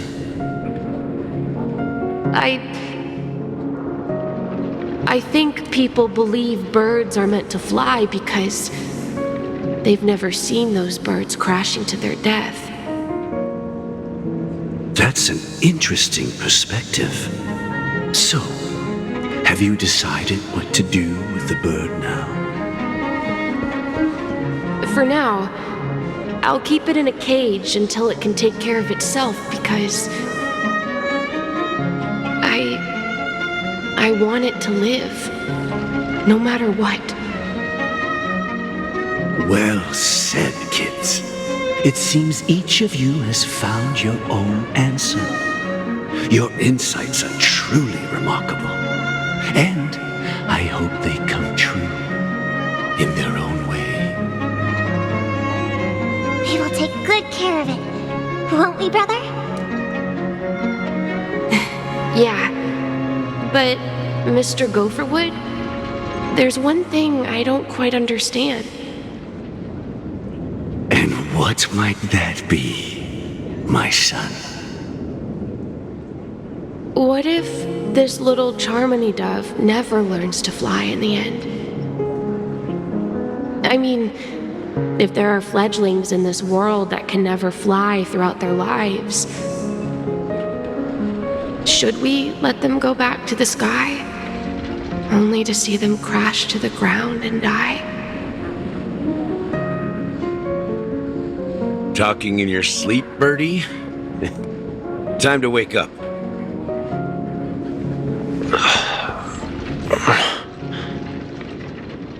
Huh? Need a hand? I'm still alive? Yeah. Happy about that. Where is Robin? Tell me. Now. I knew that was going to be the first thing you'd ask. Don't worry, your sister is here, safe and sound. She's probably walking around the streets now. If I were you, I'd be more worried about myself. After all, right in front of you is the guy who just stabbed you in the chest with a dagger. If you wanted to kill me, you wouldn't give me the chance to speak. Just tell me your demands, lackey of the Watchmaker. So, you figured out who I am, huh? No wonder you had the guts to go against the Dream Master and the Four Families. Looks like I made the right choice. Choice? You are aware of my plan and see through my act. Time is running out, so let's drop the charades. I'm suggesting we cooperate. Cooperate? What makes you think I'd cooperate with you? The fact that the famous Robin has chosen my side. Plus, some clues about a traitor and a bright future for Penacony. Any of that catch your interest? I find it hard to believe a man who's full of deception. Fine. You don't have to trust me. What you should trust is the sense of justice inside of you. Show me Robin first. All right, as you wish. here she is. Huh? What's your trick this time? Just kidding. I mean, this lady will lead us to Robin, right? And the crew, too.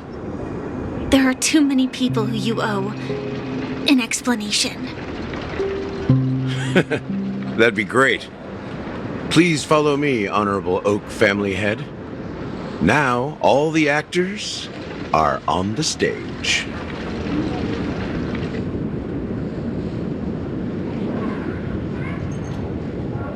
This is the monument I mentioned earlier.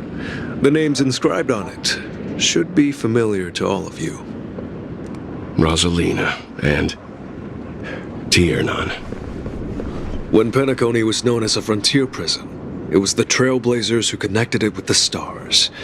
They were the heroes who saved Astana, and their names deserve to be immortalized, not just on this small stone tablet, but in the annals of history for all of time. However, today, the planet of festivities is nothing but sweet dreams. That heavy piece of history is all a distant memory, just like that prison. If their names are inscribed here, then that means... According to Micah, they died long ago. Rosalina was killed during the War of Independence. She ventured alone into the heart of the star system to investigate the flow of Memoria, but she never returned. Tiernan was a skilled gunslinger, strong and reliable. He led the people through countless battles, but he didn't live long enough to witness the arrival of true peace. In the decade following the war, Penacony faced challenges internal and external. To protect Astana, Tiernan took up the way of the Trailblaze and led the Lampmoth family to explore beyond the system, only to be surrounded and wiped out by the swarm. Though I had expected as much, the tales of these heroes truly are sorrowful. True to the title of Trailblazer, they spent their lives venturing into the unknown. But what about this tablet?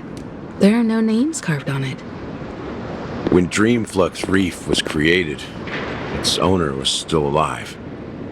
However, he insisted on erecting a monument for himself, saying that it will happen someday.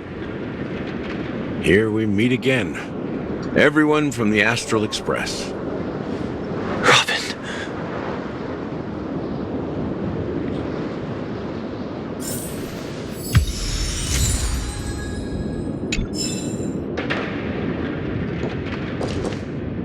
Huh. The atmosphere sure is livened up with all these people in here. I brought Gallagher here.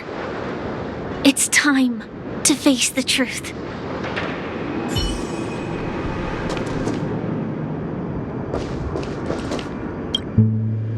I promised to give the siblings some privacy, so let's talk about our business first. What do you say? That sounds sensible enough.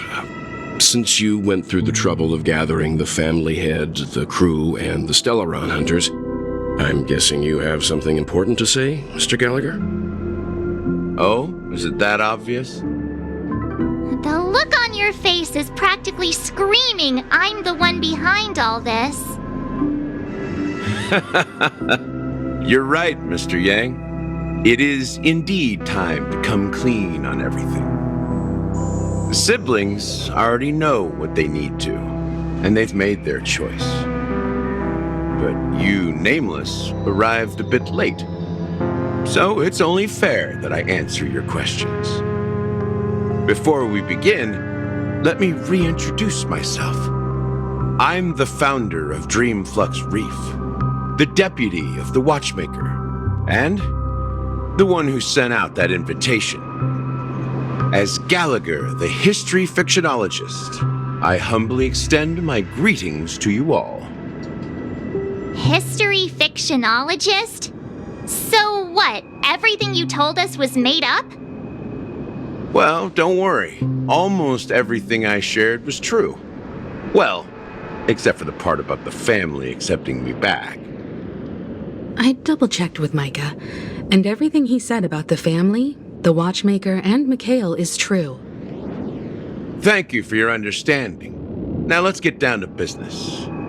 I'm sure you're all wondering why I went through the trouble of setting up this battle for the legacy, inviting different factions and stirring up a ruckus all over Penacony. Well, it all boils down to something very familiar to all of you.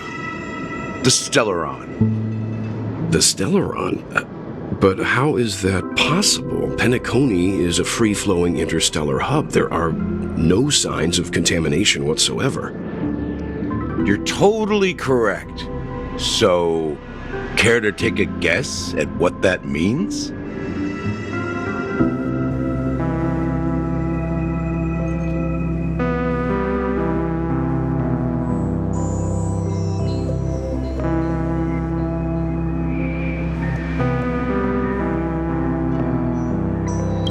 How keen. Well, what should I say? I expected nothing less from the person here who is the most familiar with Stellarons. The sweet dream doesn't come out of thin air. If you think of the memory zone as the sea, creating the land of the dreams is like filling that wild ocean with earth to make an island. To achieve this feat, without the help of an emanator of remembrance or enigmata, the only way is to use a Stellaron. And that's not something you can achieve with a simple wish. It requires vast quantities of knowledge, time, and manpower. I'm sure you get what I'm hinting at. In Azdana, the planet of festivities itself is a Stellaron disaster. The planet of festivities itself is a Stellaron disaster? It all started a long time ago. Back when the Watchmaker and his crew liberated the frontier prison. They faced countless challenges as they began building Penacony from the ground up. That's when the idea of using the Stellaron came into play. The Stellaron first entered the Azdana system during the war. The Nameless warned everyone against the folly of attempting to tamper with such a power, and most heeded their words. But there are always people in the shadows with ulterior motives. The turning point came after Tiernan's death. With two of the Nameless gone, the Watchmaker had to go to the front lines. It was at that moment his rivals saw an opportunity. By the time a representative from the Montour Systems family arrived at the Watchmaker's call, the Stellaron had already been activated and was seeping into the primordial synesthesia dreamscape. And I suppose the family happened to possess the knowledge to seal the Stellaron? Not just that. They knew far more about the Stellaron than the average person. They helped Mikhail swiftly quell the civil unrest and played a part in building Penacony under the disguise of the Harmony. Those 3 eras were known as the Age of Dreaming. The Watchmaker, who had been left in the dark, sent out invitations across the universe, spreading the hype around the land of the dreams. Then, how did they turn against each other? Remember the island in the ocean metaphor? The truth is, the Stellaron was never truly sealed. It existed in a different form within the dreamscape. Think about this. What would it cost to create and maintain such a lavish dreamland? It's people's lives. The opulent dream is built upon the decay of spirits, with a toxic elixir called pleasure flowing through the dreamscape.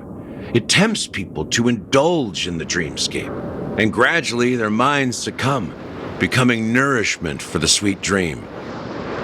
Confusion, laziness, and cowardice, weaknesses that plague humanity, were magnified and nourished by the family. Penacony became a new kind of prison, even more impenetrable than the previous one. Sadly, we realized this far too late. By then, the family had a firm grip on Penacony, swiftly quelling any opposition that arose. At my wit's end, I had to use the power of the Enigmata, and sought refuge in this chaotic realm. Over the years, I created a meme within this dream for our use. Dormancy. That's its real name. We exploited a loophole. You see, regular people can't fall asleep again while they are inside the dreamscape. So this is the true meaning of the impossible. You sent out invitations in the Watchmaker's name to find forces capable of resolving the Stellaron disaster and draw them into Penacony to uncover the truth. It's not just that. Above all, I wanted to see what happens when the major factions engage in a struggle for the legacy. Since this is the Watchmaker's first announcement in decades, the traitor within the family is bound to reveal themselves. So, the legacy is just a facade. If you want to consider the Stellaron as the legacy, I'm totally fine with that. If that's the case, where is the Stellaron now?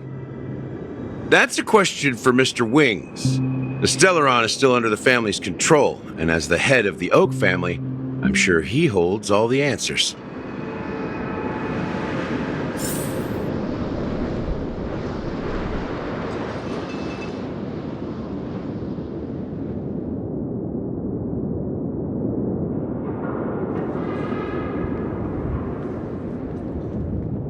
Go ahead.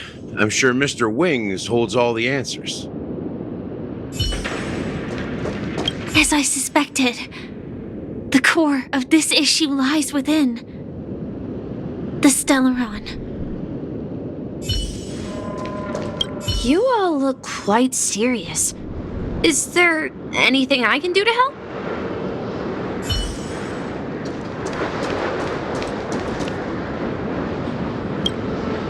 Are you done talking? So, will you tell us where the Stellaron is? It is the Penacony Grand Theater itself. As I suspected, it's the embodiment of the family. The edifice that first materialized within the Sweet Dream. That's what turned Penacony into its current state. As for the person who employed its power, it is in fact Mr. Gopherwood, the current Dream Master. Well, that was easier than I thought. Did you conduct your own investigation already? Correct. When I was trying to track down the person who murdered my sister, apart from you, Gopherwood was my second suspect. Confronting me first turned out to be a smart move on your part. I didn't have other options. The Dream Master has been elusive, and even the heads of the families can hardly get an audience with him. Moreover, Mr. Gopherwood has been kind to my sister and me, and I didn't want it all to end like this. What do you mean by that? To be honest, my brother and I are also victims of the cancer of all worlds. We grew up as orphans, and were adopted by the family when they came to help. Mr. Gopherwood recognized our potential and brought us to Penacony. But I can't just stand by and watch Mr. Gopherwood become an enemy of the Harmony. I won't use my voice to support an evil cause. I won't step on that stage and sing, no matter who the traitor is, or what orders they give me. I won't let the Charmony Festival become an event that destroys Harmony itself, or the paradise in our dreams. Indeed, for the paradise in our dreams. As the head of the Oak family, I'm responsible for ensuring Penacony's promising future. Robin and I will head into the Sweet Dream and confront the Dream Master. And if it turns out that the family has truly strayed from the Harmony, I'll fight alongside you. We'll put the Charmony Festival on hold and make sure Mr. Gopherwood pays for his blood debt. The enemies you are about to face aren't like this old dog here, who can barely even bark. Since our interests are aligned, why don't we team up? Maybe, just maybe, we'll have a shot at success.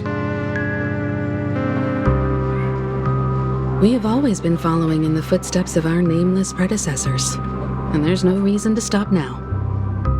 Yeah, we Nameless won't back down from a challenge. Isn't that right, Mr. Trailblazer?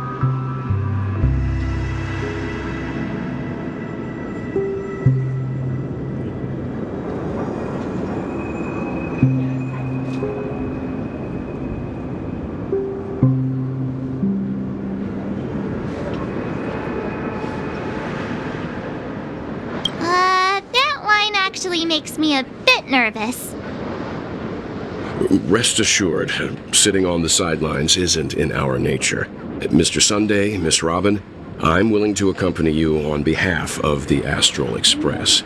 Having a third party present should help with negotiations, and could make all the difference if things get ugly. Thank you, Mr. Yang. Thank you all very much. The Charmony Festival is about to start, and time is against us. We must hasten. Everyone, let's gather over here. We still need to make some preparations.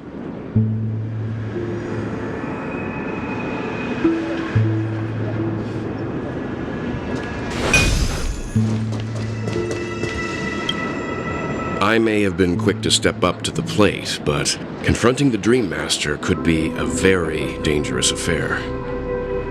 Huh? Even you're saying that, Mr. Yang? How powerful is that Dream Master? He's the leader of the families of Penacony, and he has the entire power of the Harmony behind him, not to mention the Stellaron in his possession. We must proceed with great caution. Maybe you can just stay behind this time, Mr. Yang? No, that won't do. Even if we count Robin as an ally, something felt off about Mr. Sunday just now. Although, I can't quite put my finger on it. I have to make sure he won't turn against us when things start to get dicey. You're still carrying the keepsake the IPC envoy gave you, right? May I borrow it for a moment? I knew it.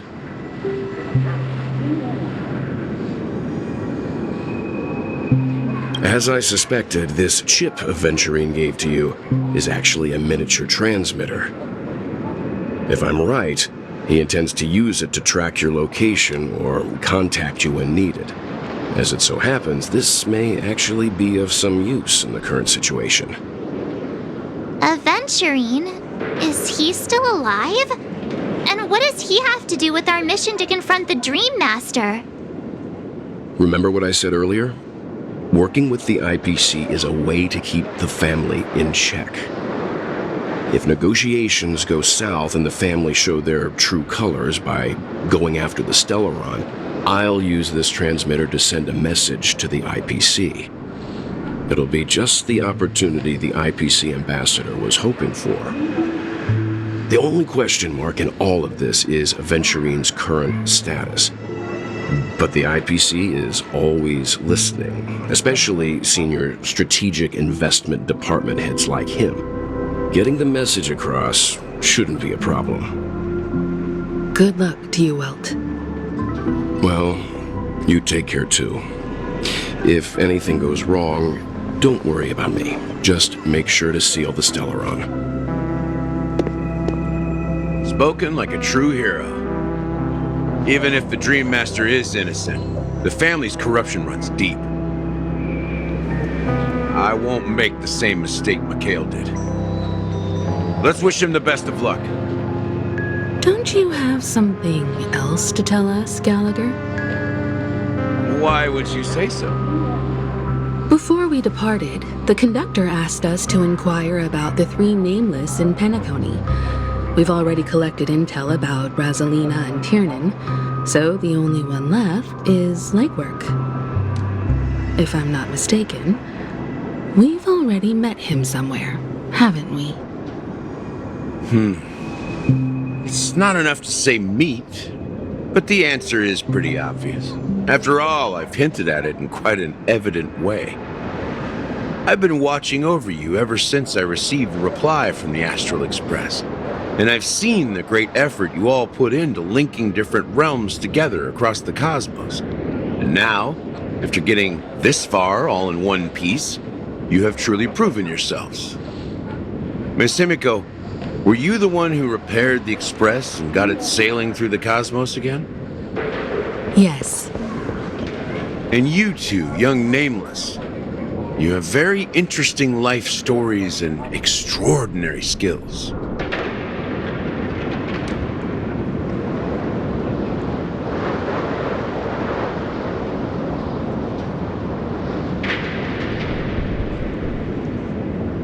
What?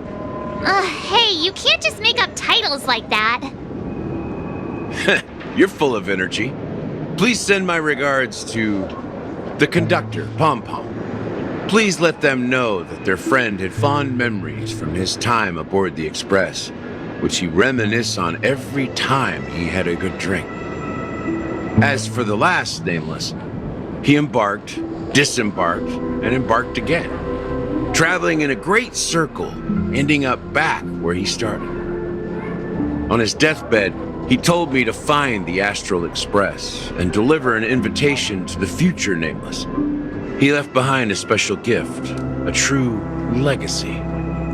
Something that belongs only to the successors of the Trailblaze. Come with me. Now is the time to reveal it.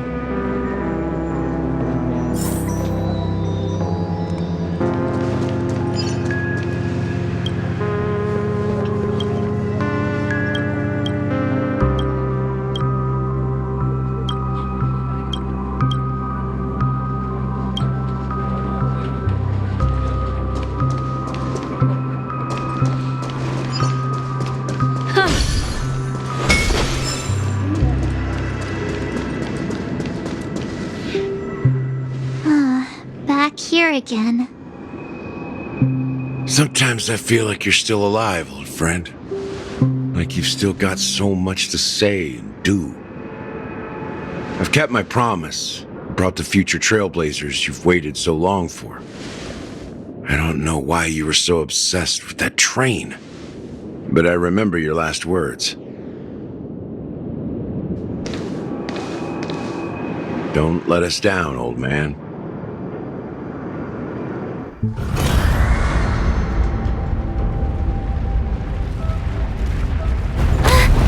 What's happening?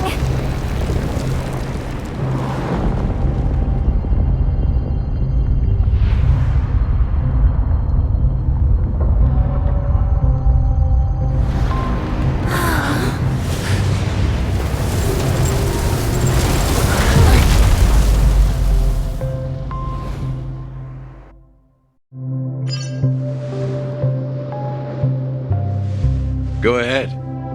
His resting place lies in the garden up ahead. The first and last Nameless of Penacony. Mikhail Char Legwart, the Watchmaker.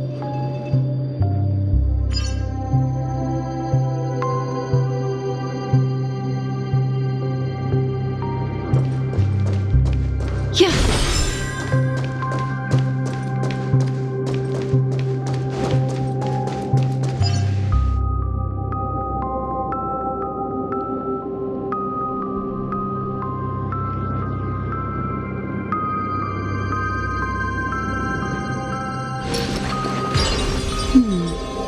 Memories seem to be different again. Huh.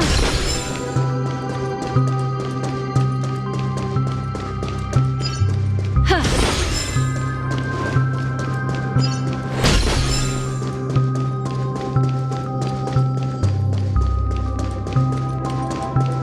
Yeah.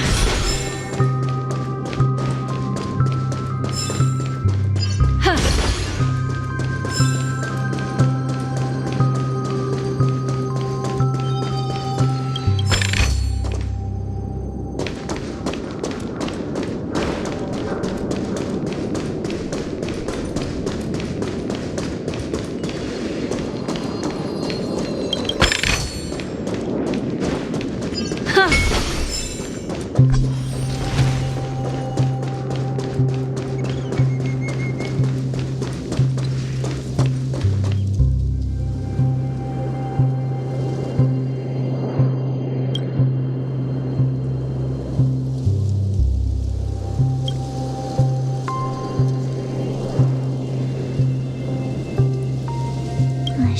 enough. The Watchmaker is the third nameless. Even I could guess that one. The legacy he left behind was a dream bubble. I believe inside that bubble, there's something that holds meaning only for the nameless. After all, when I checked its contents, I found nothing inside. Maybe some Trailblaze runes? Even more mysterious than me. Well, let's have a look.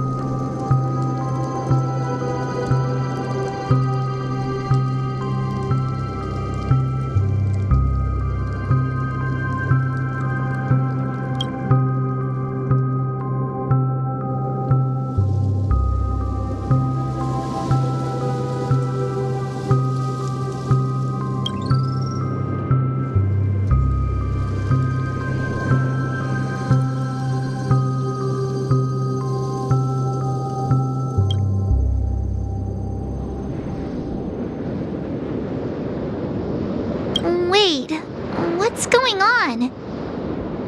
Seriously? There's nothing inside this dream bubble? How could a dream bubble be empty? Just as I suspected. That old man always had this strange belief in the nameless and the Trailblaze, and I never understood where he got that confidence from. Especially since he never managed to get in touch with the Express while he was alive. I could never figure out what was going on in that old man's head. But this empty dream bubble is so typical of him. He was always full of weird fantasies and incomprehensible romanticism. That mischievous old man. Well, I didn't expect him to leave anything concrete behind anyway.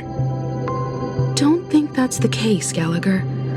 I'm sure Mikhail has left us the most precious thing of all. Don't start getting all philosophical on me, all right? Just as Mikhail believes in the nameless of the future, we unconditionally believe in the nameless of the past. How could they leave with regrets for the future when they were ready to dedicate their lives to the land they loved? There must be something contained in this dream bubble. It's just we haven't figured it out yet. You also have faith in the Watchmaker, don't you, Gallagher? Well, I'm a follower of the Enigmata. My philosophy forbids me to have faith in anything. That's why I understand what faith means in the path of Trailblaze. And I also want to know what he left behind. I'll leave it to you guys then. Can I borrow your pet? I need to make a trip back to Golden Hour and check something at the Dreamscape sales store. It's for Mikhail, and for the future of Penacony.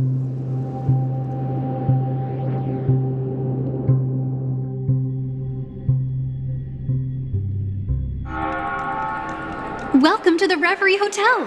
How may I help you? Greetings. We're the Nameless from the Astral Express, and we'd like to check in. The Astral Express? But I thought... Yes, my companion's already checked in. My name is Dan Hang, and I believe my personal information is recorded in your system.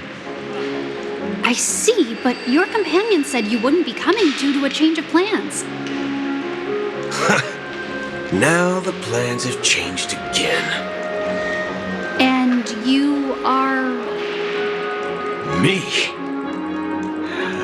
I'm Pom Pom, a new nameless who's also with the Astral Express. He's my fellow trailblazer. We responded to the family's invitation before he boarded the express, so he wasn't registered in your system. Is it possible to accommodate him as well? Oh, I see. Another one of the nameless had a similar situation. Seems like a lot of people are joining the Trailblaze these days. Since there's a precedent, it shouldn't be a problem. Just give me a second to contact your companions. I'm sorry, dear guests, but it seems I'm unable to reach the other members of the Astral Express. What do you mean by unable to reach them? My apologies. This is the first time I've encountered a situation like this. However, the system indicates that those guests are still in the dreamscape. How about this? Give me their room number, and we'll go check on them ourselves. I'm afraid that's not possible. I need to verify both of your identities before I can share any guest information. How about you just wake up someone? Let's say, Wilt? I'm sorry, but there are strict rules regarding forced awakening. It cannot be done without the proper clearance. So nothing works, huh? What's your solution then? Are you saying we sleep here? At the reception? Please be patient. We need to contact your companions in order to confirm your identities. And now it seems you need to confirm our identities before you can contact our companions. It seems so. Fudge! Look, nothing personal, but if you can't handle this, go find someone else who can, okay? Please calm down, dear guests. I do recall that Mr. Sunday, the Oak family head, personally handled this issue earlier. Oh, please wait a moment while I contact him. I don't think she's trying to give us a hard time. She really just doesn't know what to do. I have a bad feeling about this. You tried to contact them on the express earlier, but they didn't respond. Something doesn't seem right. I need to leave for a moment. You can stay here with the receptionist. Sure thing. Just don't keep me waiting forever. He seems pretty worried about his companions. I should give him some space. Stressing out about it won't help anything.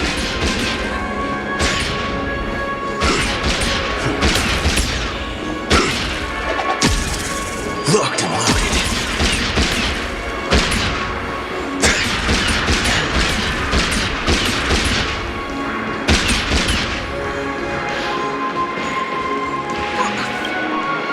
Greetings. I'm Cody of the Bloodhound family, head of security for the hotel. How may I assist you? Hello. So, there's something I wanted to ask about. I've been hearing some unsettling rumors about certain incidents that might affect the Charmony Festival. Do you think there's anything to be worried about? I've traveled all the way from the Hayaii Federation, and I don't want my trip to be ruined. What do you mean? Wait, you haven't heard? I'm not sure where you heard those rumors, but they're completely baseless. I can assure you, as a representative of the Bloodhound family, that everything is going smoothly for the Charmony Festival. At present, all of the families are focused on making sure the festival starts on time. Even the Dream Master himself has arrived. So don't worry, your trip won't be in vain. That's a relief to hear. She doesn't appear to be acting. So, it seems that even the hotel staff are out of the loop.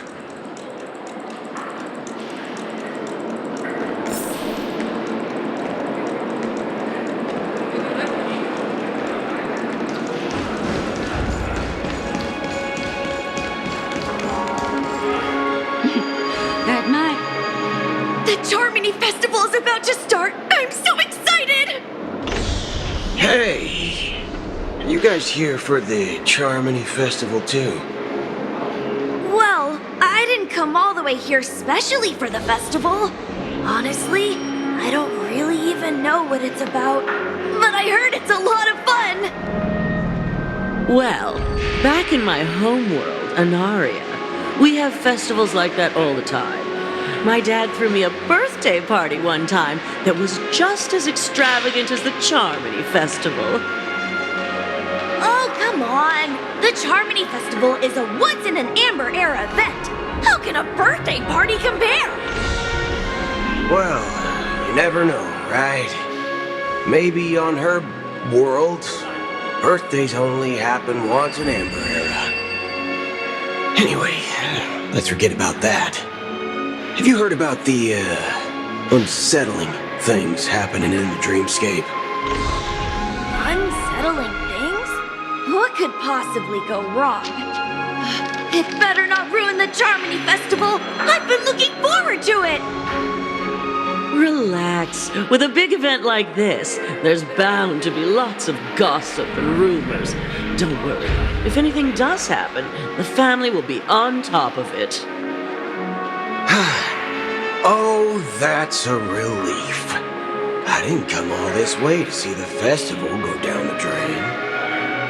Well, looks like I won't get any fudging clues out of these two. They're clueless. Back already? Hasn't she returned yet? Nope. I'm starting to wonder. Sending her to contact Sunday was a good idea. Neither the staff nor the guests seem to know anything about what's happening in the dreamscape, and wherever we go, all we see is people enjoying themselves. Definitely not a good sign. I agree. Another unusual thing is that the Oak family is supposed to be in charge of organizing the council and managing everything inside and outside the dreamscape. However, I walked around the hotel but didn't meet a single member of the Oak family on such an important day. Well, I'll be forked. If I remember correctly, the head of the Oak family is that Sunday guy, right? We shouldn't linger here too long. Let's go back to the Express for now. Not so fast. Have you ever robbed the IPC, bro? If you run away now, everyone will be chasing after you. Are you suggesting we sit here and do nothing? I wouldn't say do nothing, but let's stay put for now. Even if the family has ulterior motives, they couldn't have anticipated us showing up here. We're the surprise factor for them. They don't want to attract unwanted attention from certain outsiders, so they won't do anything reckless. See? The IPC lackeys are keeping a close eye on this hotel. If I were a family member, I'd find an official excuse and keep the surprise factors here. If we just wait here, that would be like walking into their trap. Of course, we don't need to walk into their trap. I gave a backup plan to the memo keeper. If it turns out we won't be allowed to enter the dreamscape, she'll order a drink for me in the VIP lounge at the hotel. In reality, a secret signal. That's right. Oh, a concrete object can indeed help the memo keeper establish a connection with you. But Boot Hill, if you have more backup plans in the future, I hope you'll let me know in advance.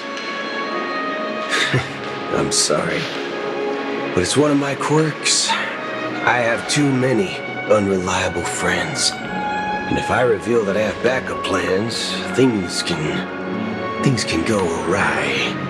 And that would leave all backup plans completely useless. How do we get into the VIP lounge? This is where my street smarts come into play.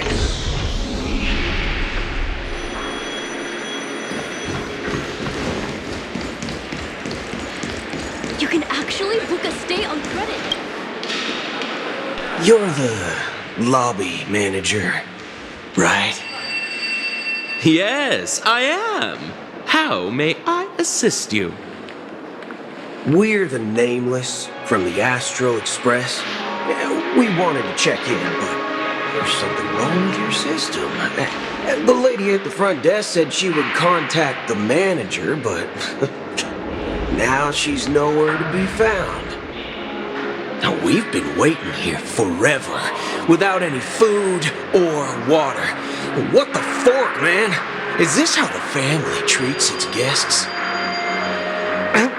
Is this your idea of street smarts? Starting an altercation?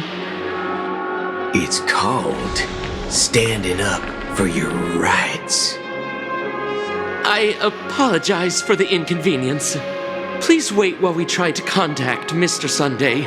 I'll arrange 2 premium seats in the VIP lounge so you can rest there while you wait. See? Just like that. Just don't call yourself Nameless next time. Wow, this bar's something else. Certainly worthy of the planet of festivities. 1 peach soul glad? Good evening, gentlemen. Hey, I have an order for a bottle of Hasdana's White Oak. Can you help us find it? Hasdana's White Oak? I think there might be a misunderstanding. We don't serve that here. Oh, no way. Are you sure you're not mistaken? If someone had reserved such a beverage, I would definitely remember it. It sells for hundreds of thousands of credits per bottle, after all. I couldn't afford to cover for such an item if it were broken or lost. That's strange. Well, could it be that the memo keeper couldn't afford it? Then what should we do now? Oh, no need to rush. Let's grab some drinks first. Maybe I arrived too early and he hasn't come yet. Now, let's see what kind of juice malts you all have here. Give me a glass of Heenum Valley, 40 years. I'll have it neat. No ice.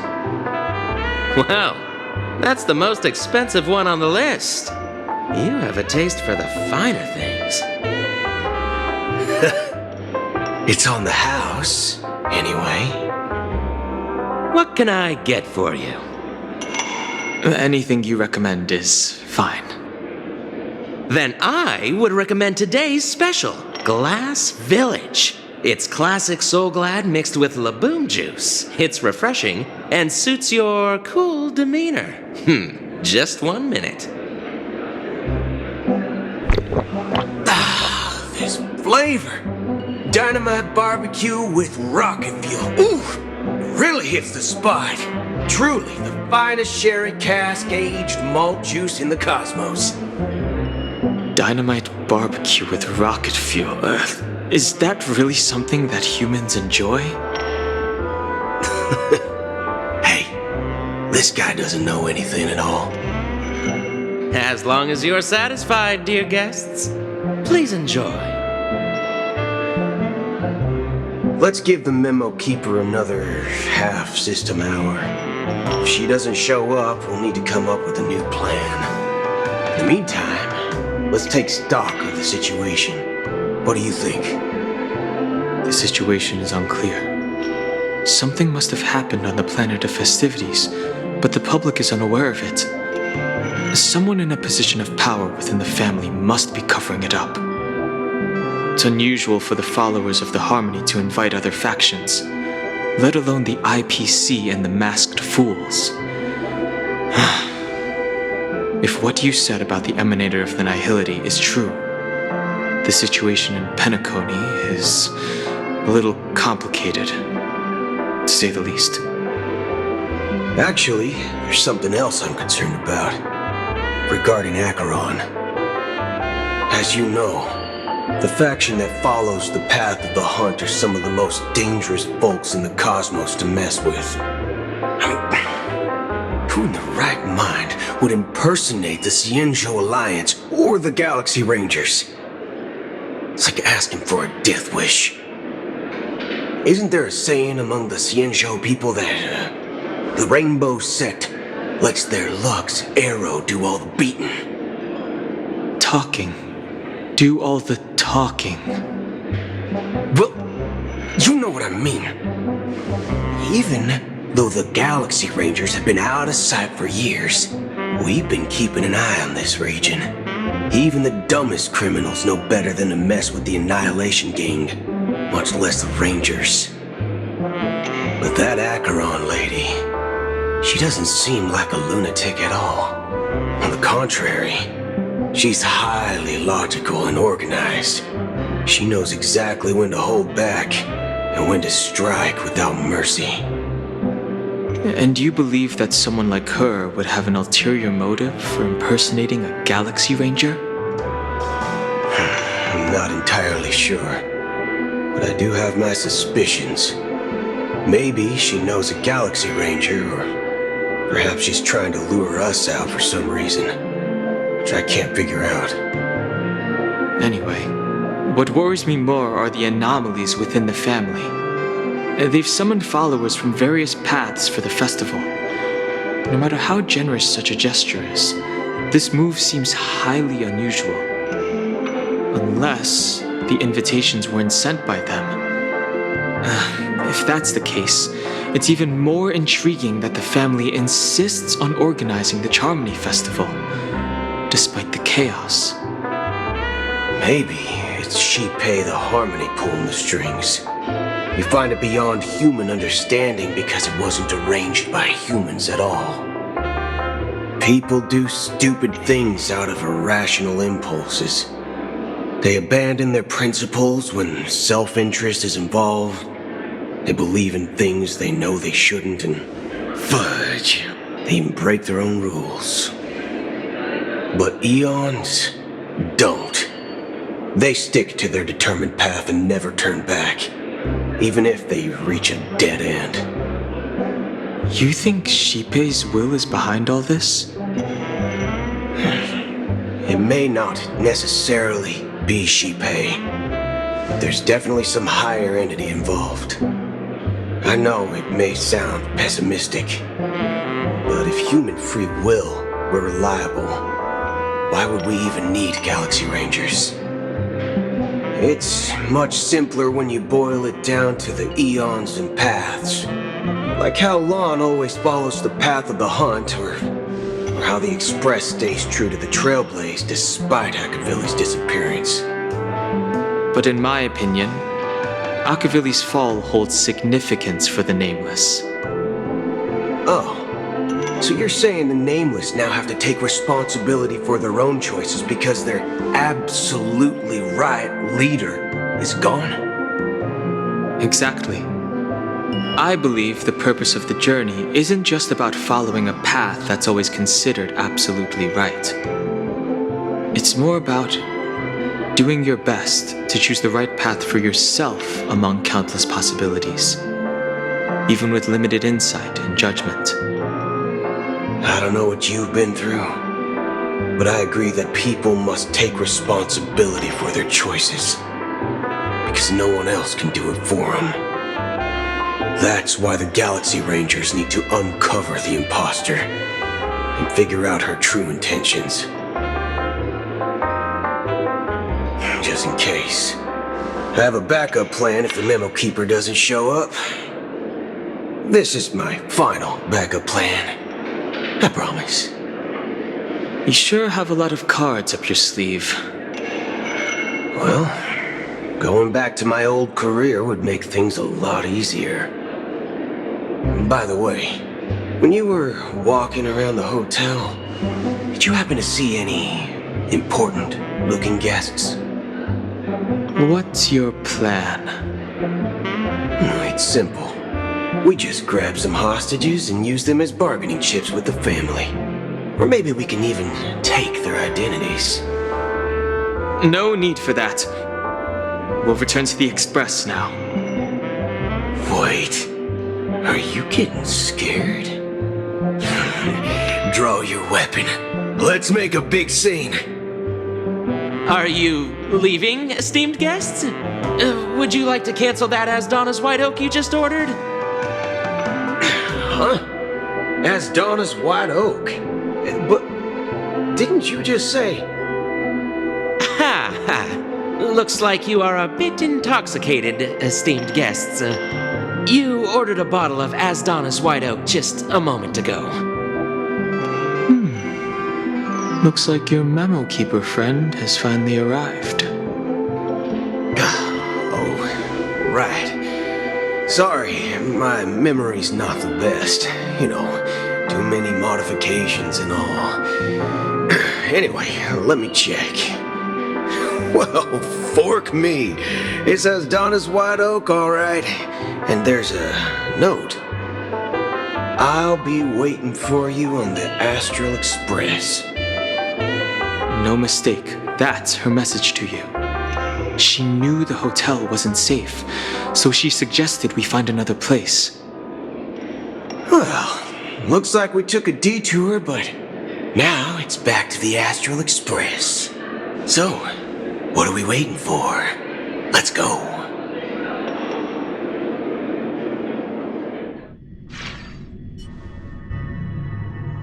You're back? 2 guests just boarded saying they were looking for Boot Hill, so I told them to wait in the parlor car. Oh, just in time. 2 guests? Yeah, or 2. Look, we welcome all passengers on the Astral Express, but sneaking in like that, you have no regard for etiquette. My apologies, conductor. It was an oversight on my part. I assumed you were already acquainted with the garden.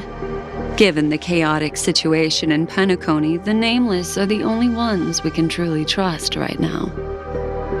You are the memo keeper. Pleased to meet you, Dan Hung. I've seen you in others' memories. And as for Boot Hill, this is our first face-to-face meeting. I hope you enjoyed that bottle of Astana's White Oak. You sure have a refined taste. Finally, memo keeper. Well, let's cut to the chase. Spill everything you know. That's precisely what I intend to do. But before that, please allow me to introduce myself. My name is Black Swan, and I serve the Garden of Recollection as a memo keeper. As for Acheron's story, I'm sure she knows it better than I do. Greetings. I'm Acheron. What? You Garden of Recollection shirtbag! You betrayed me! I apologize, but she did that at my request. Due to certain reasons, I have been exiled by the family. Thankfully, this memo keeper came to my aid and helped me escape their surveillance unnoticed.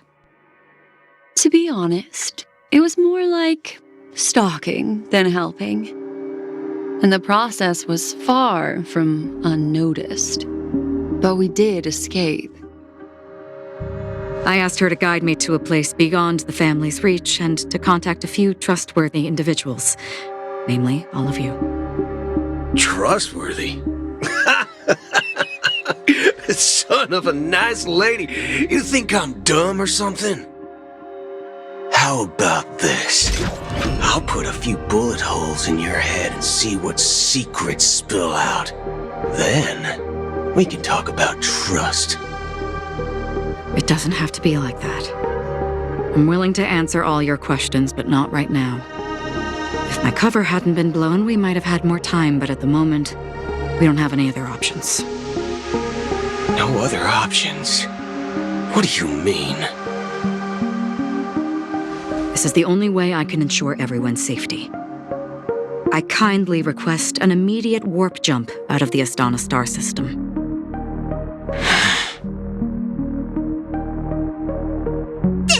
messenger is requesting? As far as I can tell, she's not a threat and seems to be telling the truth.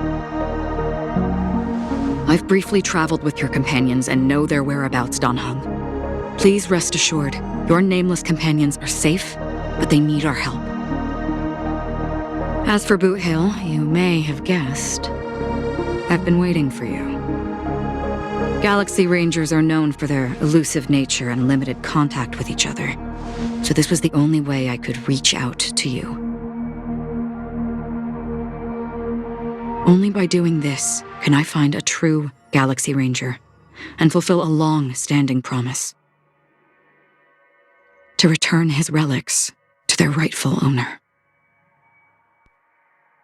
Someone once told me that every rainfall is like a gift from the heavens, a sign of their mercy upon the world. Raindrops are said to be the tears of the gods, shed in response to the sorrows of the world. Their constant pouring is a reminder that the gods haven't abandoned us yet. So, how long has this rain been going on for? I used to believe, just like you, that it would eventually stop. Years and decades passed. And in the end, such hope faded away before the rain did. Looks like the god you mentioned doesn't exist after all.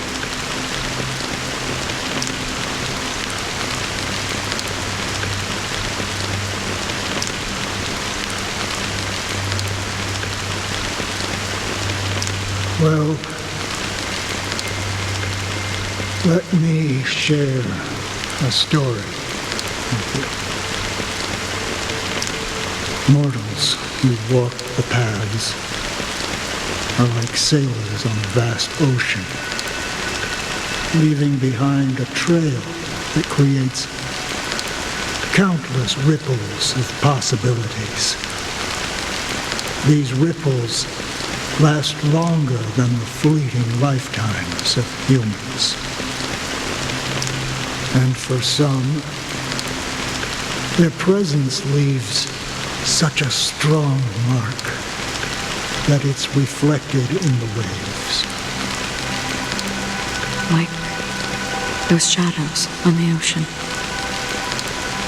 Sin-thirsters, the obsessions of the Pathstriders, they emerge from the depths of IX, seeing themselves as masters of their own destiny, unknowingly repeating the actions of their past lives.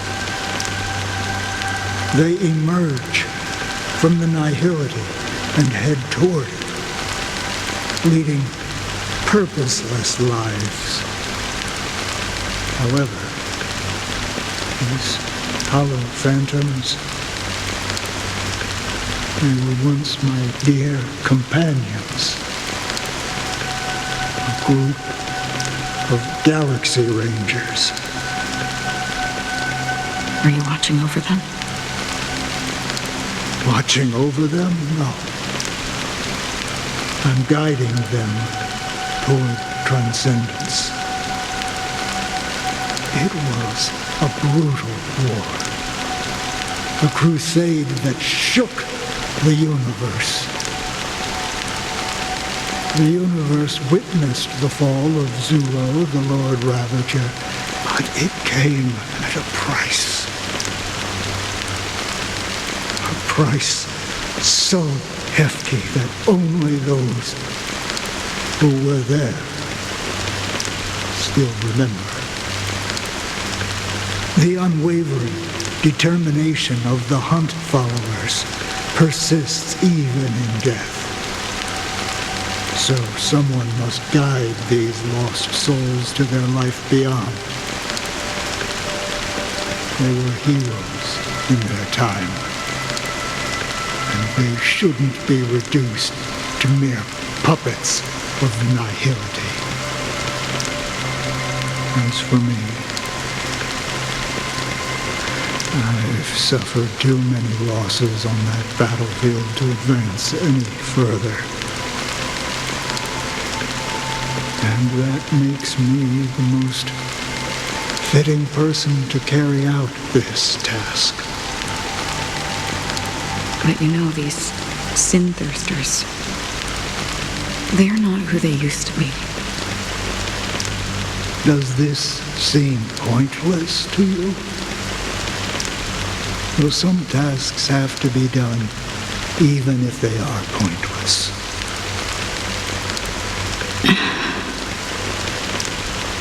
I can help you. For what? For the meaning of the nihility. That's what I've been seeking. I see. After all, this realm is off limits to ordinary souls, right? Thank you, stranger. I wish that you find what you seek. Before we part ways, I have one more question. It is true that their actions and even their entire lives may seem pointless from our perspective. But if, and it's just an if this is what the departed ones expected, should we try to change it? A good question, and a profound one. I don't know the answer. What I do know is that one day I too will pass away. And when I bid farewell to this world, someone will stand at my grave and place a bouquet of flowers on it.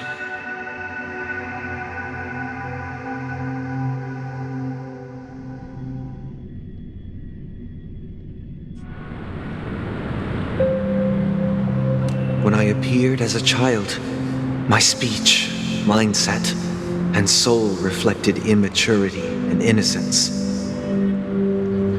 As I grew into adulthood, I left behind my childlike side.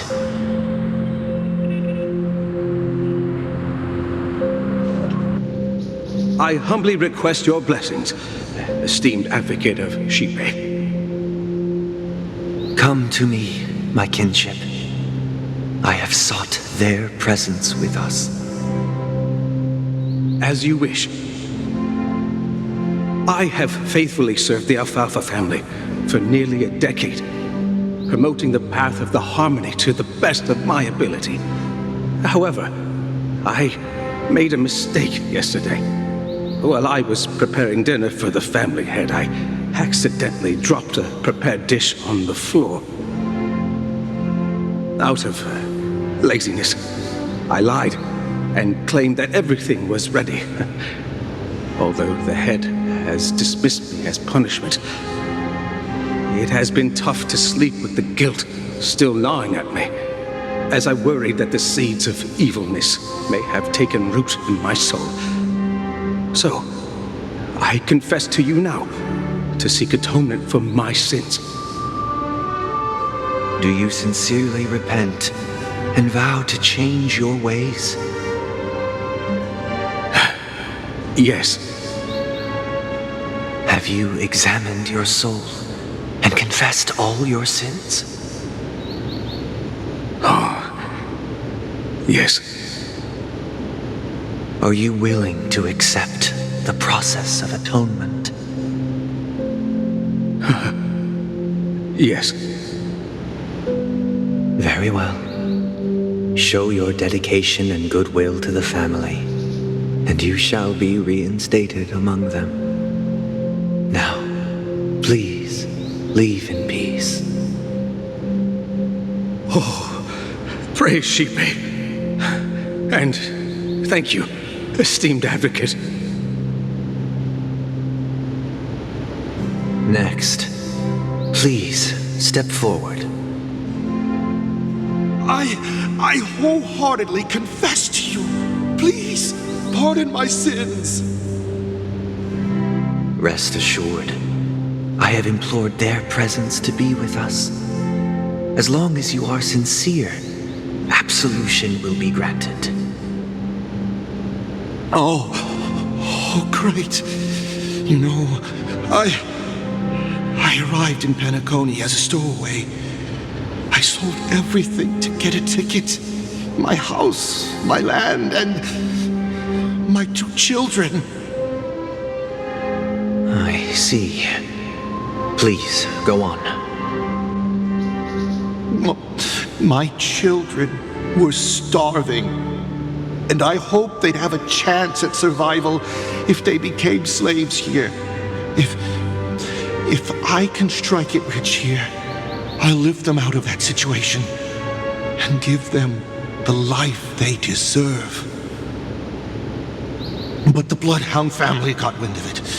They're on my tail, hunting me down. I thought I could bring my kids here. It was all my fault. All my fault.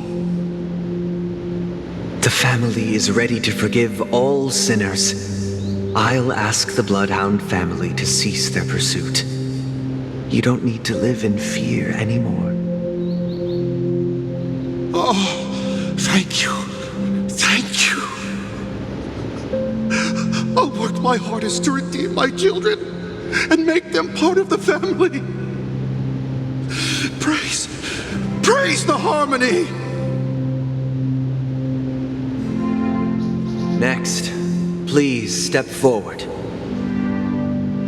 Hey, long time no see, Mr. Sunday.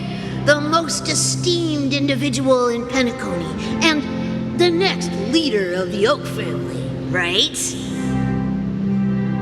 I have sought their presence with us. Let us proceed. Sure, let's just get this over with. I have sinned, please forgive me. I wasted half a pizza at breakfast, and a bottle of Soul Glad. That's it, nothing more. Can we wrap this up? I've got a robo-ball game to catch, you know? Do you seek to atone for your sins through good deeds? My sins? Starting to sound like a saint, huh? Well, let me tell you something. Neither the family nor you have the right to judge me. You think nobody knows what your precious family has done? About the watchmaker? Huh? Don't kid yourself, Featherbrain. Those dream chasers might be fooled by your act, but don't fool yourself. Before you start spouting off your holy verses, answer me this. Where does the power of the Oak family come from? And your power? What makes you think you can sit there all high and mighty, looking down on everyone else? Well, I've spent enough time in confession today to enter the Harmony's paradise, right? Then I'll take my leave. Good luck with your election, and, don't make me regret my investments in you.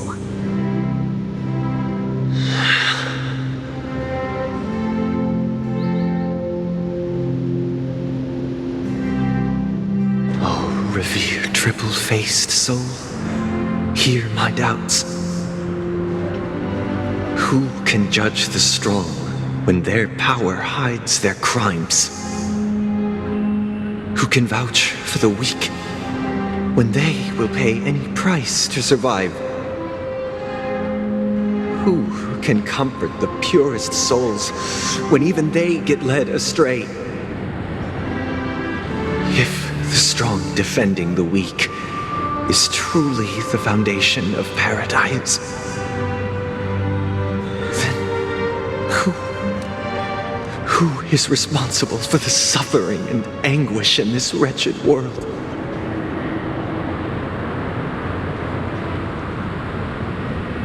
Brother? Brother? Brother, are you all right? I'm fine. I've been working long hours, and I just made a trip to Dreamflux Reef and back. So, I'm a bit out of sorts. But it'll all be over before we know it. You've been working non-stop on the Charmony Festival, Mr. Sunday, and no one could have predicted this incident. Even if the Stellaron does pose a grave threat, I still feel sorry for all the trouble we've caused you. No need to worry about troubling anyone.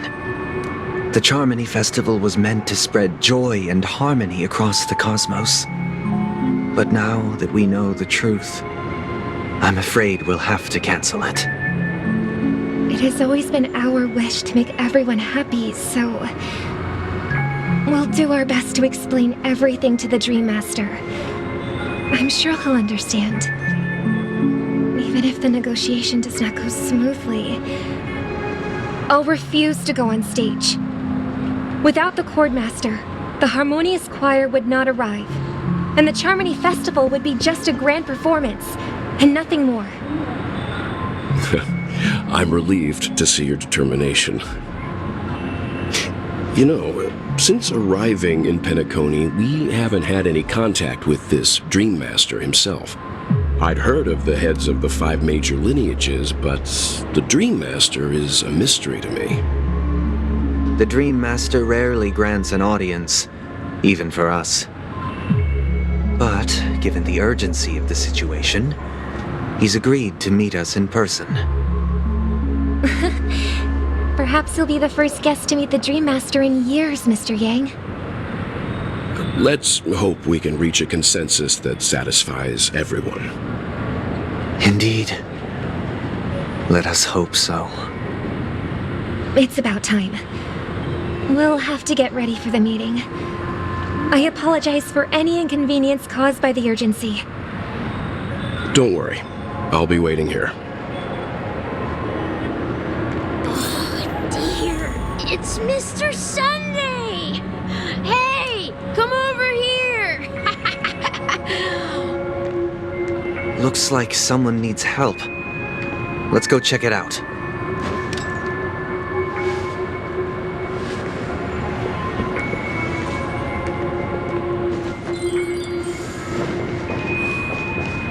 Thank you for everything you've done. I'll be waiting here.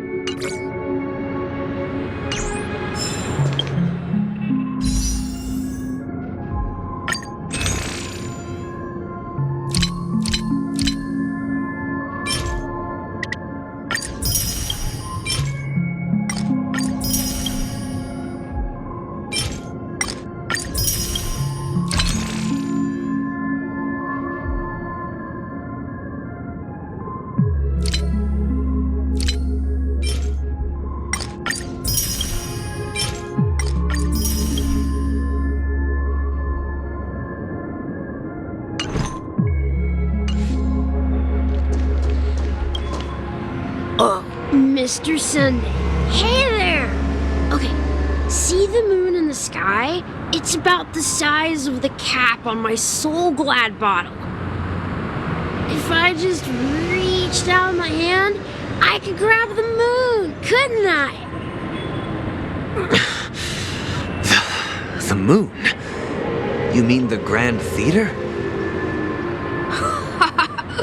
Yeah. Look at me. I've been away from home for too long. I must be missing that moon. But it's no big deal. The Grand Theater here looks much better than the moon back home. It's just magnificent. They told me not to sell everything I had just to come to Penacony. How short-sighted. Selling everything you had? Why would you go to such lengths? Why? Can't you see? Life back home is miserable.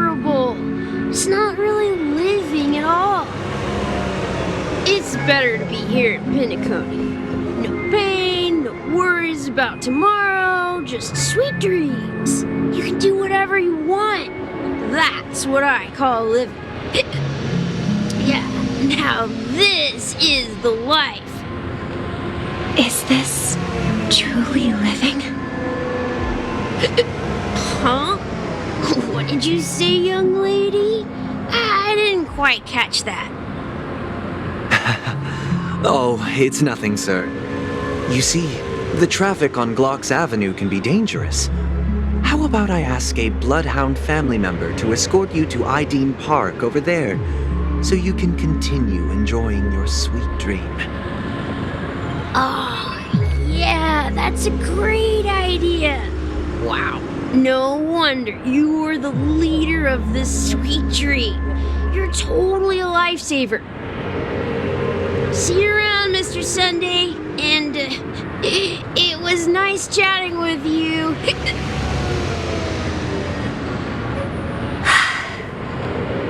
What's up, sister? This is the land of the dreams. But why do they live like this? The man we ran into, he doesn't seem happy at all. Even though sweet dreams are nice, they're just illusions. But for him, they're the only way to survive, even if it means giving up on reality. That's not really living at all. I suppose you have a point. But, in my opinion, that's how most people live their lives. Why do you say that? You think that man is not actually living, but that's not quite accurate. Even without Penacony, people create their own illusions called self-value. People believe they have a predetermined value to fulfill. Gaining value means gaining power, and those deemed worthless are seen as the weak.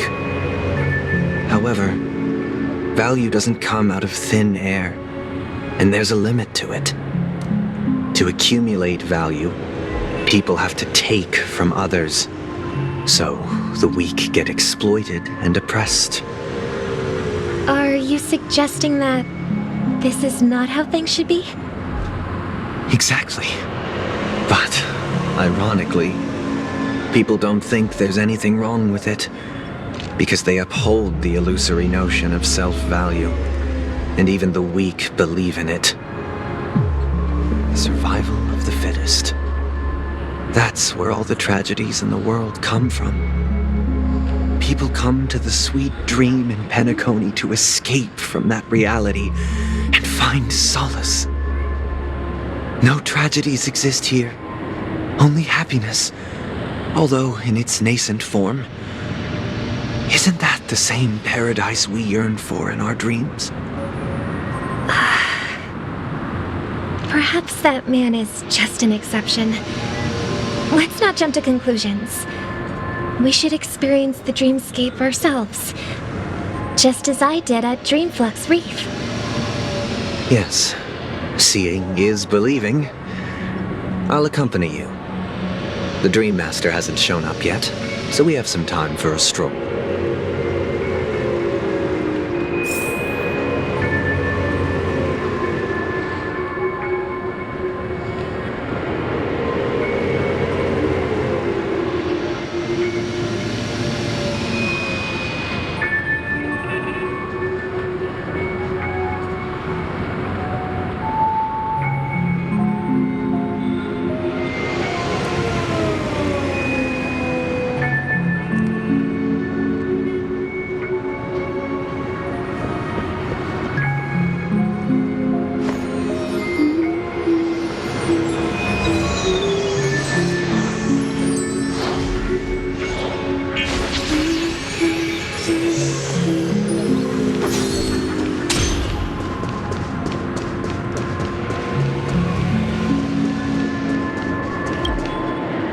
Glad to meet you again, Robin. How are the preparations for the Charmony Festival coming along? We're all so excited about it. It's going smoothly. Thanks for making the trip to join the festival. You're too kind, Robin. It's a pleasure to have guests from all over the universe celebrating day and night. I can't stand being lonely or bored, so this jubilant dreamscape is perfect for me. But if this went on forever, would it get boring too? Nah, not at all. Who would get tired of having so much fun? Every day, you get to wear fancy clothes, explore all sorts of dream bubbles, indulge in delicious food without gaining weight, and you never get old or sick. As long as you can afford a room, this place is the ultimate paradise. But you know that only a few things can be brought back from the dreamscape to reality, right? That's exactly why I don't plan on bringing anything back. Just enjoying the dream itself is good enough for me. I mean, I'm not one of those long-living species. I only have around 60 or 70 years in this lifetime, and there's so much to worry about. Being happy here is pure bliss. Only in this sweet dream can I truly feel like I'm in control of my life and fate. Who would want to go back to reality after experiencing this bliss? I see. I genuinely wish you all the happiness in the world. And I wish you a fantastic performance, Robin! I'm off to the Blue Hour for the ball. See you later.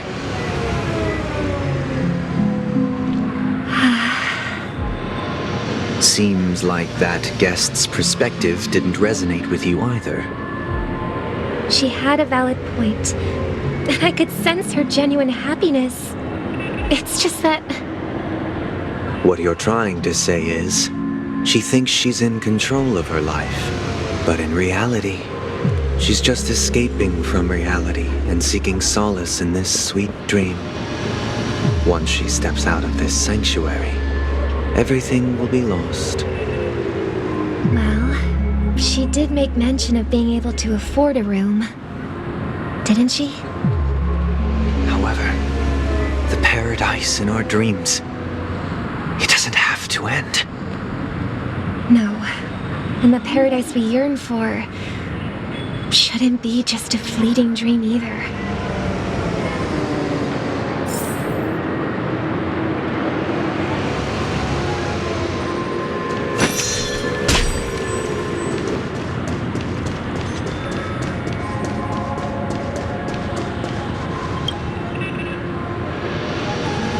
The scenery in this dreamscape is truly breathtaking, isn't it?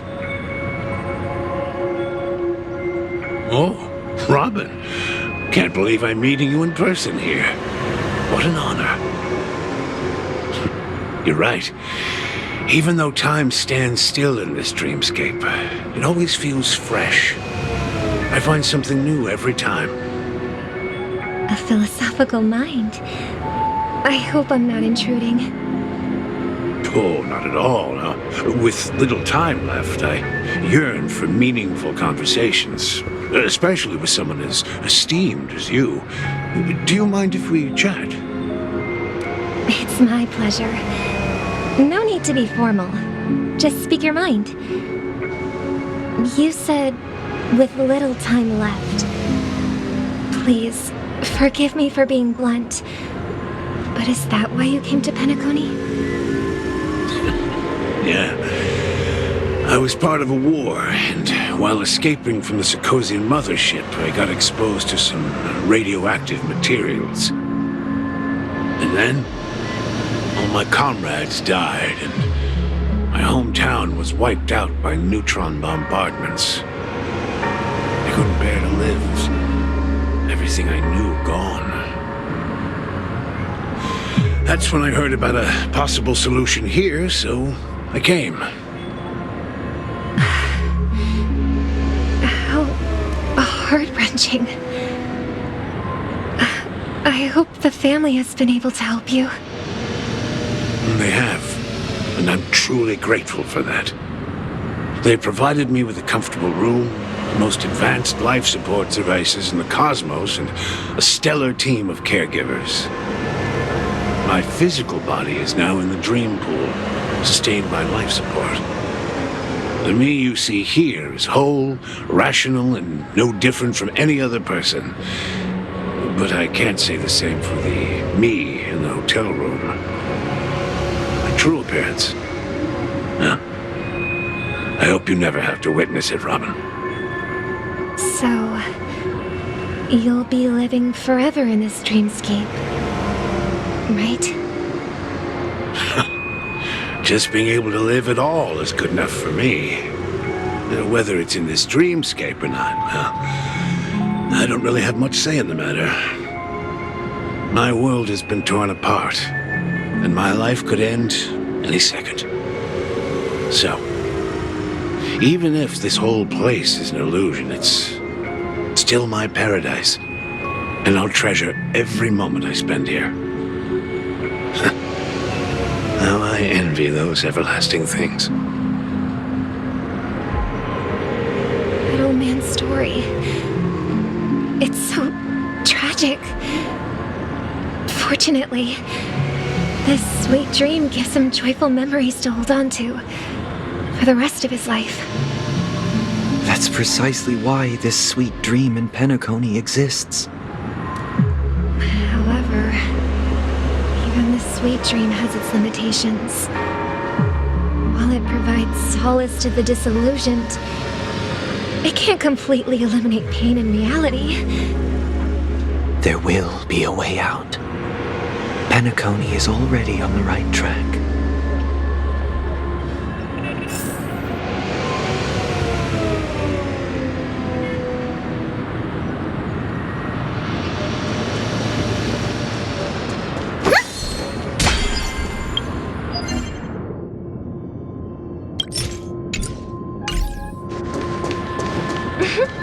Look what we have here.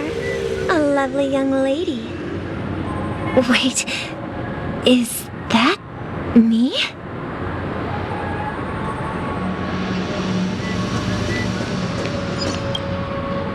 Brother, what a surprise to see you again. Show yourself. Your trick won't work on us. I've heard that a skilled masked fool received an invitation too. That must be you, right? Did you enjoy yourself? Barely. The people here are way too gullible. A little bait is all it takes for them to bite. And they run away at the slightest hint of danger. In other words, they're naive and cowardly. Now that you've had your fill, it'd be wise to leave before it's too late. The music of the harmony doesn't tolerate discord. What? Now that you have the real Robin, I'm useless? Oh, how disheartening. I've done so much for the family. You should be thanking me, because if it weren't for me cleaning up this mess, Penacony would still be in shambles. Don't you think? That was a personal request from the head of the Iris family, and it has nothing to do with us. Step aside and stop causing trouble for the Charmony Festival. The Charmony Festival? You think you can scare me? You think I have no idea what you're planning? I don't care what you're thinking, chicken wing boy. But I'm pretty sure lovely Robin won't be appearing on stage. After all, you're well aware of what a sorry state this dreamscape is in under the banner of harmony. Penacony, the land of the dreams. Is this truly the paradise you desire? Stop it. What's the rush, chicken wing boy? Did I get to you? Our paradise is none of your concern, masked fool. Leave now, or the family won't tolerate you anymore. All right. I'll go. But Robin, I suggest you seriously consider this. Do you really believe those living in dreams can escape pain and find true happiness? Well, I've done my part. And now I'm simply waiting for the fireworks to begin. Here, the last 2 gifts for both of you. And don't lose them.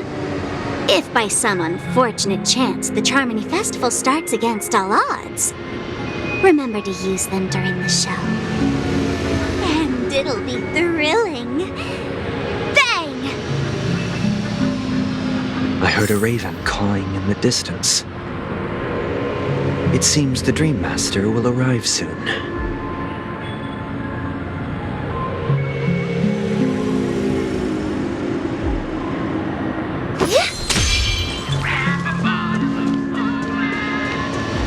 Let the show begin. Let's wait here for the Dream Master to arrive. Okay. By the way, brother, I heard you no longer have a sweet tooth. Back when we were kids, you used to steal my desserts. Seems like a lot has changed during my absence. What exactly happened? Well, someone has to stay awake even in this sweet dream. But that someone doesn't have to be you, or anyone in particular. You're carrying too much on your shoulders, brother. The paradise in our dreams. It shouldn't be like this. Penacony is nothing more than a dream. It can't erase the worries and pain of reality, or bring true happiness. It only offers an escape from reality. Nothing more. Remember the old man we met earlier? Without this dream, he might have completely lost himself. That might be true, but even without Penacony, he could have chosen another path. As far as I know, the Intelligentsia Guild has been promoting their rehabilitation techniques for a long time now. That path may have been more ordinary and challenging, but now he is receiving hospice care in a comatose state, and his fate is sealed. Is Penacony granting these people a future? Or is it taking it away from them? Well, don't forget this. Not everyone really has a future. The future for humanity is like the sky for birds. People mistakenly believe that flight is inherent to birds because they've never witnessed those birds crashing to their death. Do you remember how we took in that little Charmony dove when we were young? Yeah, we took care of it. Provided food and water, groomed its feathers. And later, when I decided to leave Penacony, I opened the cage and set it free. Well, I didn't mention what happened to it in my letters because I didn't want to upset you. Shortly after you left, it crashed to its death right in front of your window. I had surmised as much. I knew you wouldn't have avoided mentioning the bird for no reason. Despite that unfortunate outcome, I still believe it was the right decision. Birds aren't meant to spend their lives in cages. They belong in the sky, even if they can't fly. But here's the thing. If there are birds in this world that can never fly, can we really assert that they belong in the sky? Are you implying that the same goes for humans too? Let's take the Astral Express as an example. The Nameless made tremendous efforts to bridge worlds, gaining fame across the universe. However, only a few extraordinary individuals can endure such a perilous journey. That's because the pursuit of the Trailblaze exceeds the capabilities of ordinary humans. Otherwise, why would this path be filled with broken rails, an abandoned express, and even a fallen eon? That's just sophistry.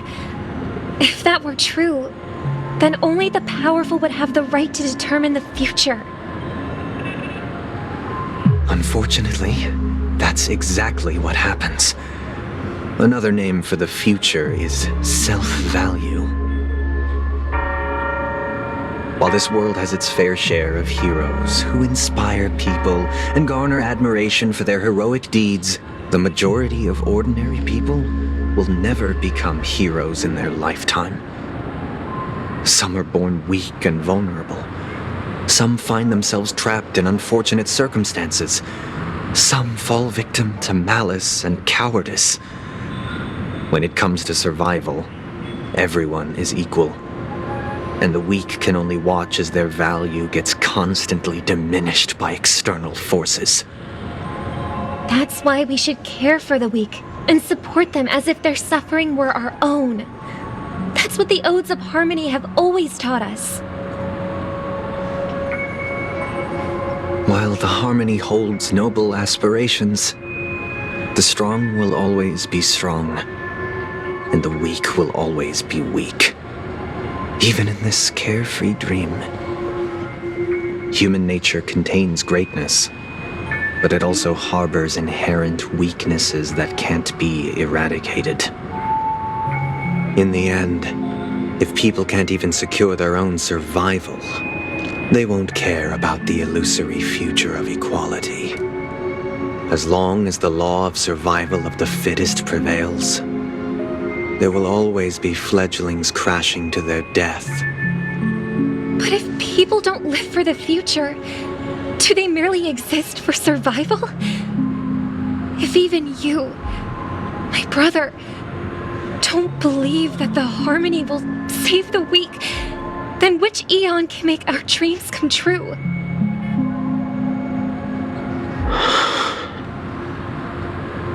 People often forget that when the first bird took flight, the entire world envisioned a future where no more fledglings would ever crash to their death. Are you reading, sister? What are you reading? Mr. Gopherwood gave me a picture book. It's about the story of the harmonic strings. If I could become a chord master, I'd like to summon Dominicus, the harmonious choir. I want to sing with everyone and spread our wishes so that all can feel happiness and joy. I see. Then I would summon the harmonious choir too. Don't you have a wish of your own, brother? Of course I do. It's just that it includes your wish and everyone else's. I long for a true paradise where everyone can find peace. Then let's build a stage there and invite everyone to our performance so that both our wishes come true through the power of the harmonious choir. It's a deal then. Yeah, it's a deal. But how can I become a chord master?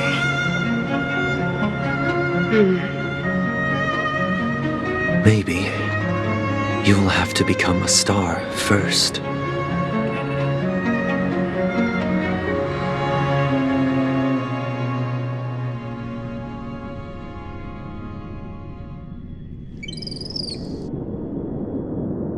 You're back sooner than I thought.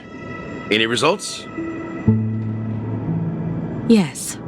And now, it's up to us to forge ahead. Since he's already carried out his last wish, my final mission is complete. But pardon me if I sound curt. It's good to have determination. The path Mikhail left for you is not an easy one to tread. Why else would he have chosen to sleep in solitude, staking everything on some nameless in the future? But you have the numbers, and in numbers comes strength. So that might just delay your inevitable a little more. Got any more encouraging words? As I see it, relying on Welt's negotiations alone is far from enough. Regardless of whether the other party will be compliant, negotiating simply allows us to meet them as equals and won't grant us an upper hand. Penacony is our rival's home turf, and we already have very few chips left to play with. Rather than idly sit around while the family's got us blocked off, an offensive approach might be a wiser course of action. We're more familiar with the Stellaron's properties than most, and since it's the key to stabilizing the sweet dream, it's vital to the family's interests. By attacking their core interests, they're bound to retaliate hastily. And as the saying goes, haste makes waste. That's right. As long as we pose a threat to the Stellaron, either with words or otherwise, we have a chance at gaining the upper hand. But the problem is, on the eve of the Charmony Festival opening, how exactly are we going to get close to the theater? Family security will be airtight, and if we brute force it, even if we succeed, it's too risky. So, no one's gonna say anything? Then I'll raise my hand. I know the answer to this question.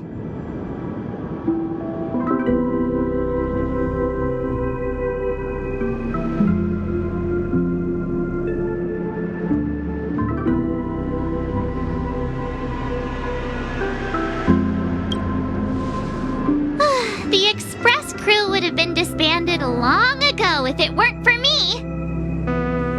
So, I heard that before the Charmony Festival begins, there'll be a pageant to kick off the festival. It's called the Soul Glad TM Festivity Auditions, or something, and it's going to be held in the moment of Scorch Sand. As long as we clinch the top spot, we'll be able to attain the title of Festive Superstar, and be able to personally bask in the graces of Miss Robin. Not that that's important. What's crucial is that we can enter the Grand Theater before the audience arrives. So, how do we go about participating in these festivity auditions? I've already procured special invite tickets from Miss Robin's fan club.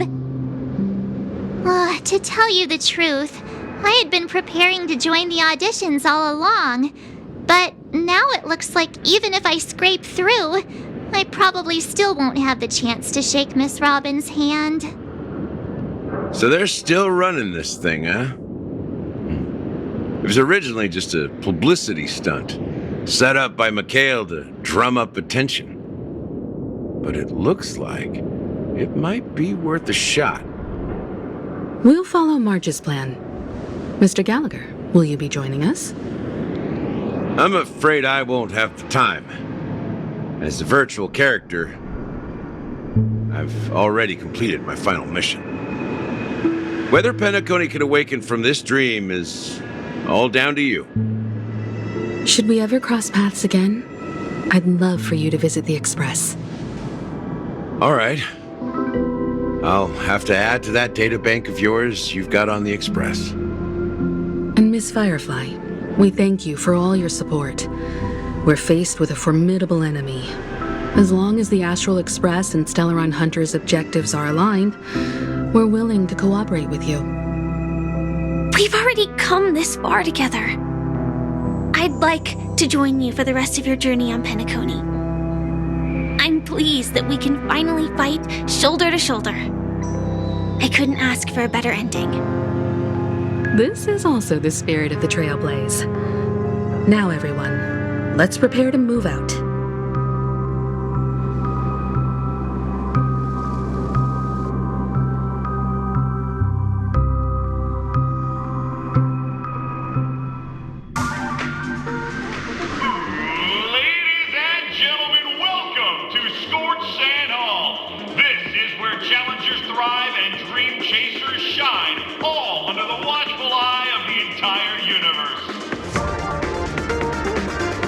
If you have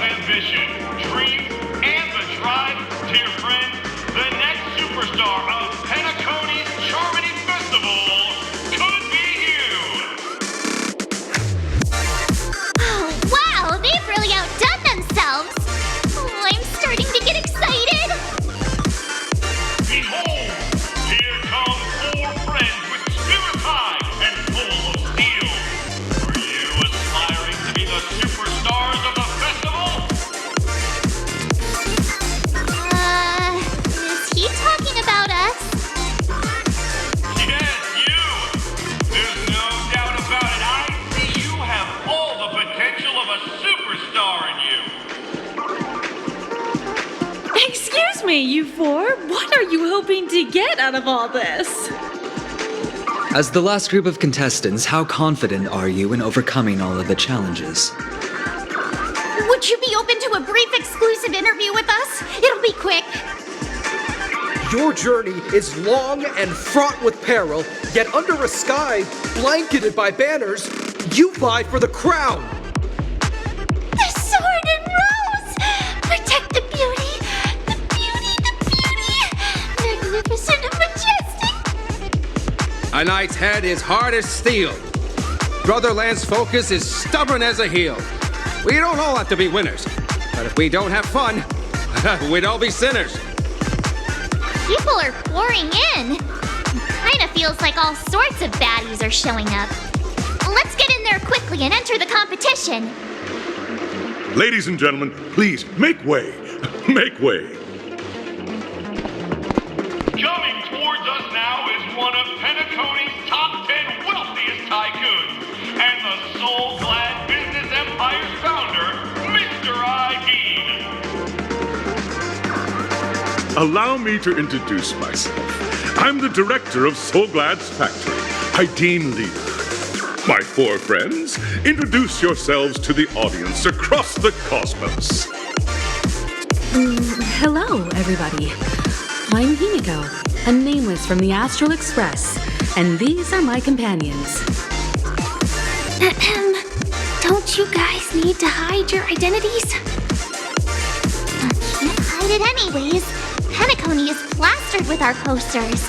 And because the Astral Express is so well known, the family won't dare to make any rash moves.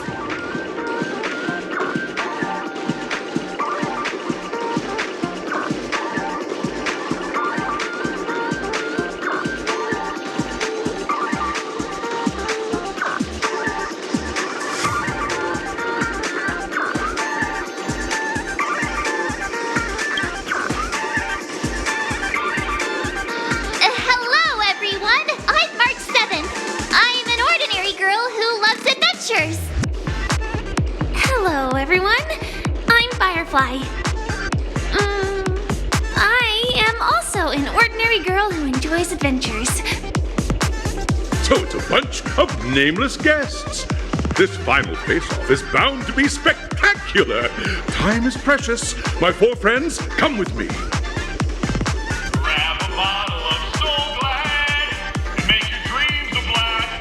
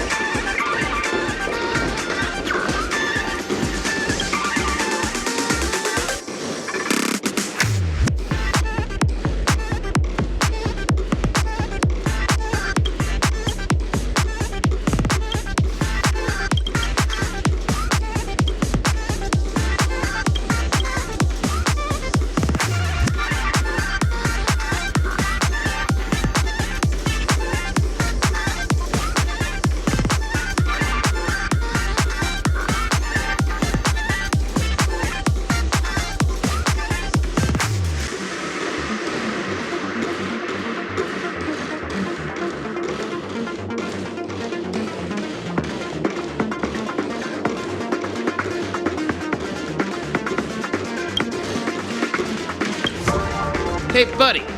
Ever heard of Punk Lord?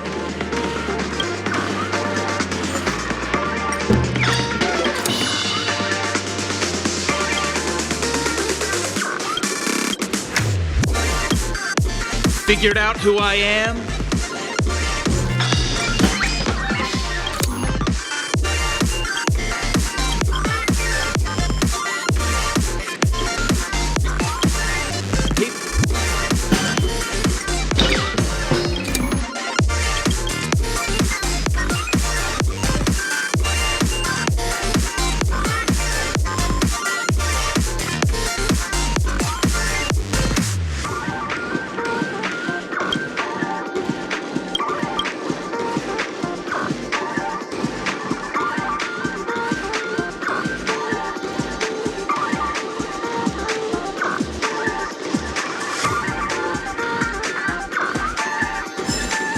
This place is buzzing.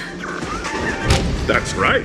This event is a miniature representation of that time known as the era filled with boundless possibilities.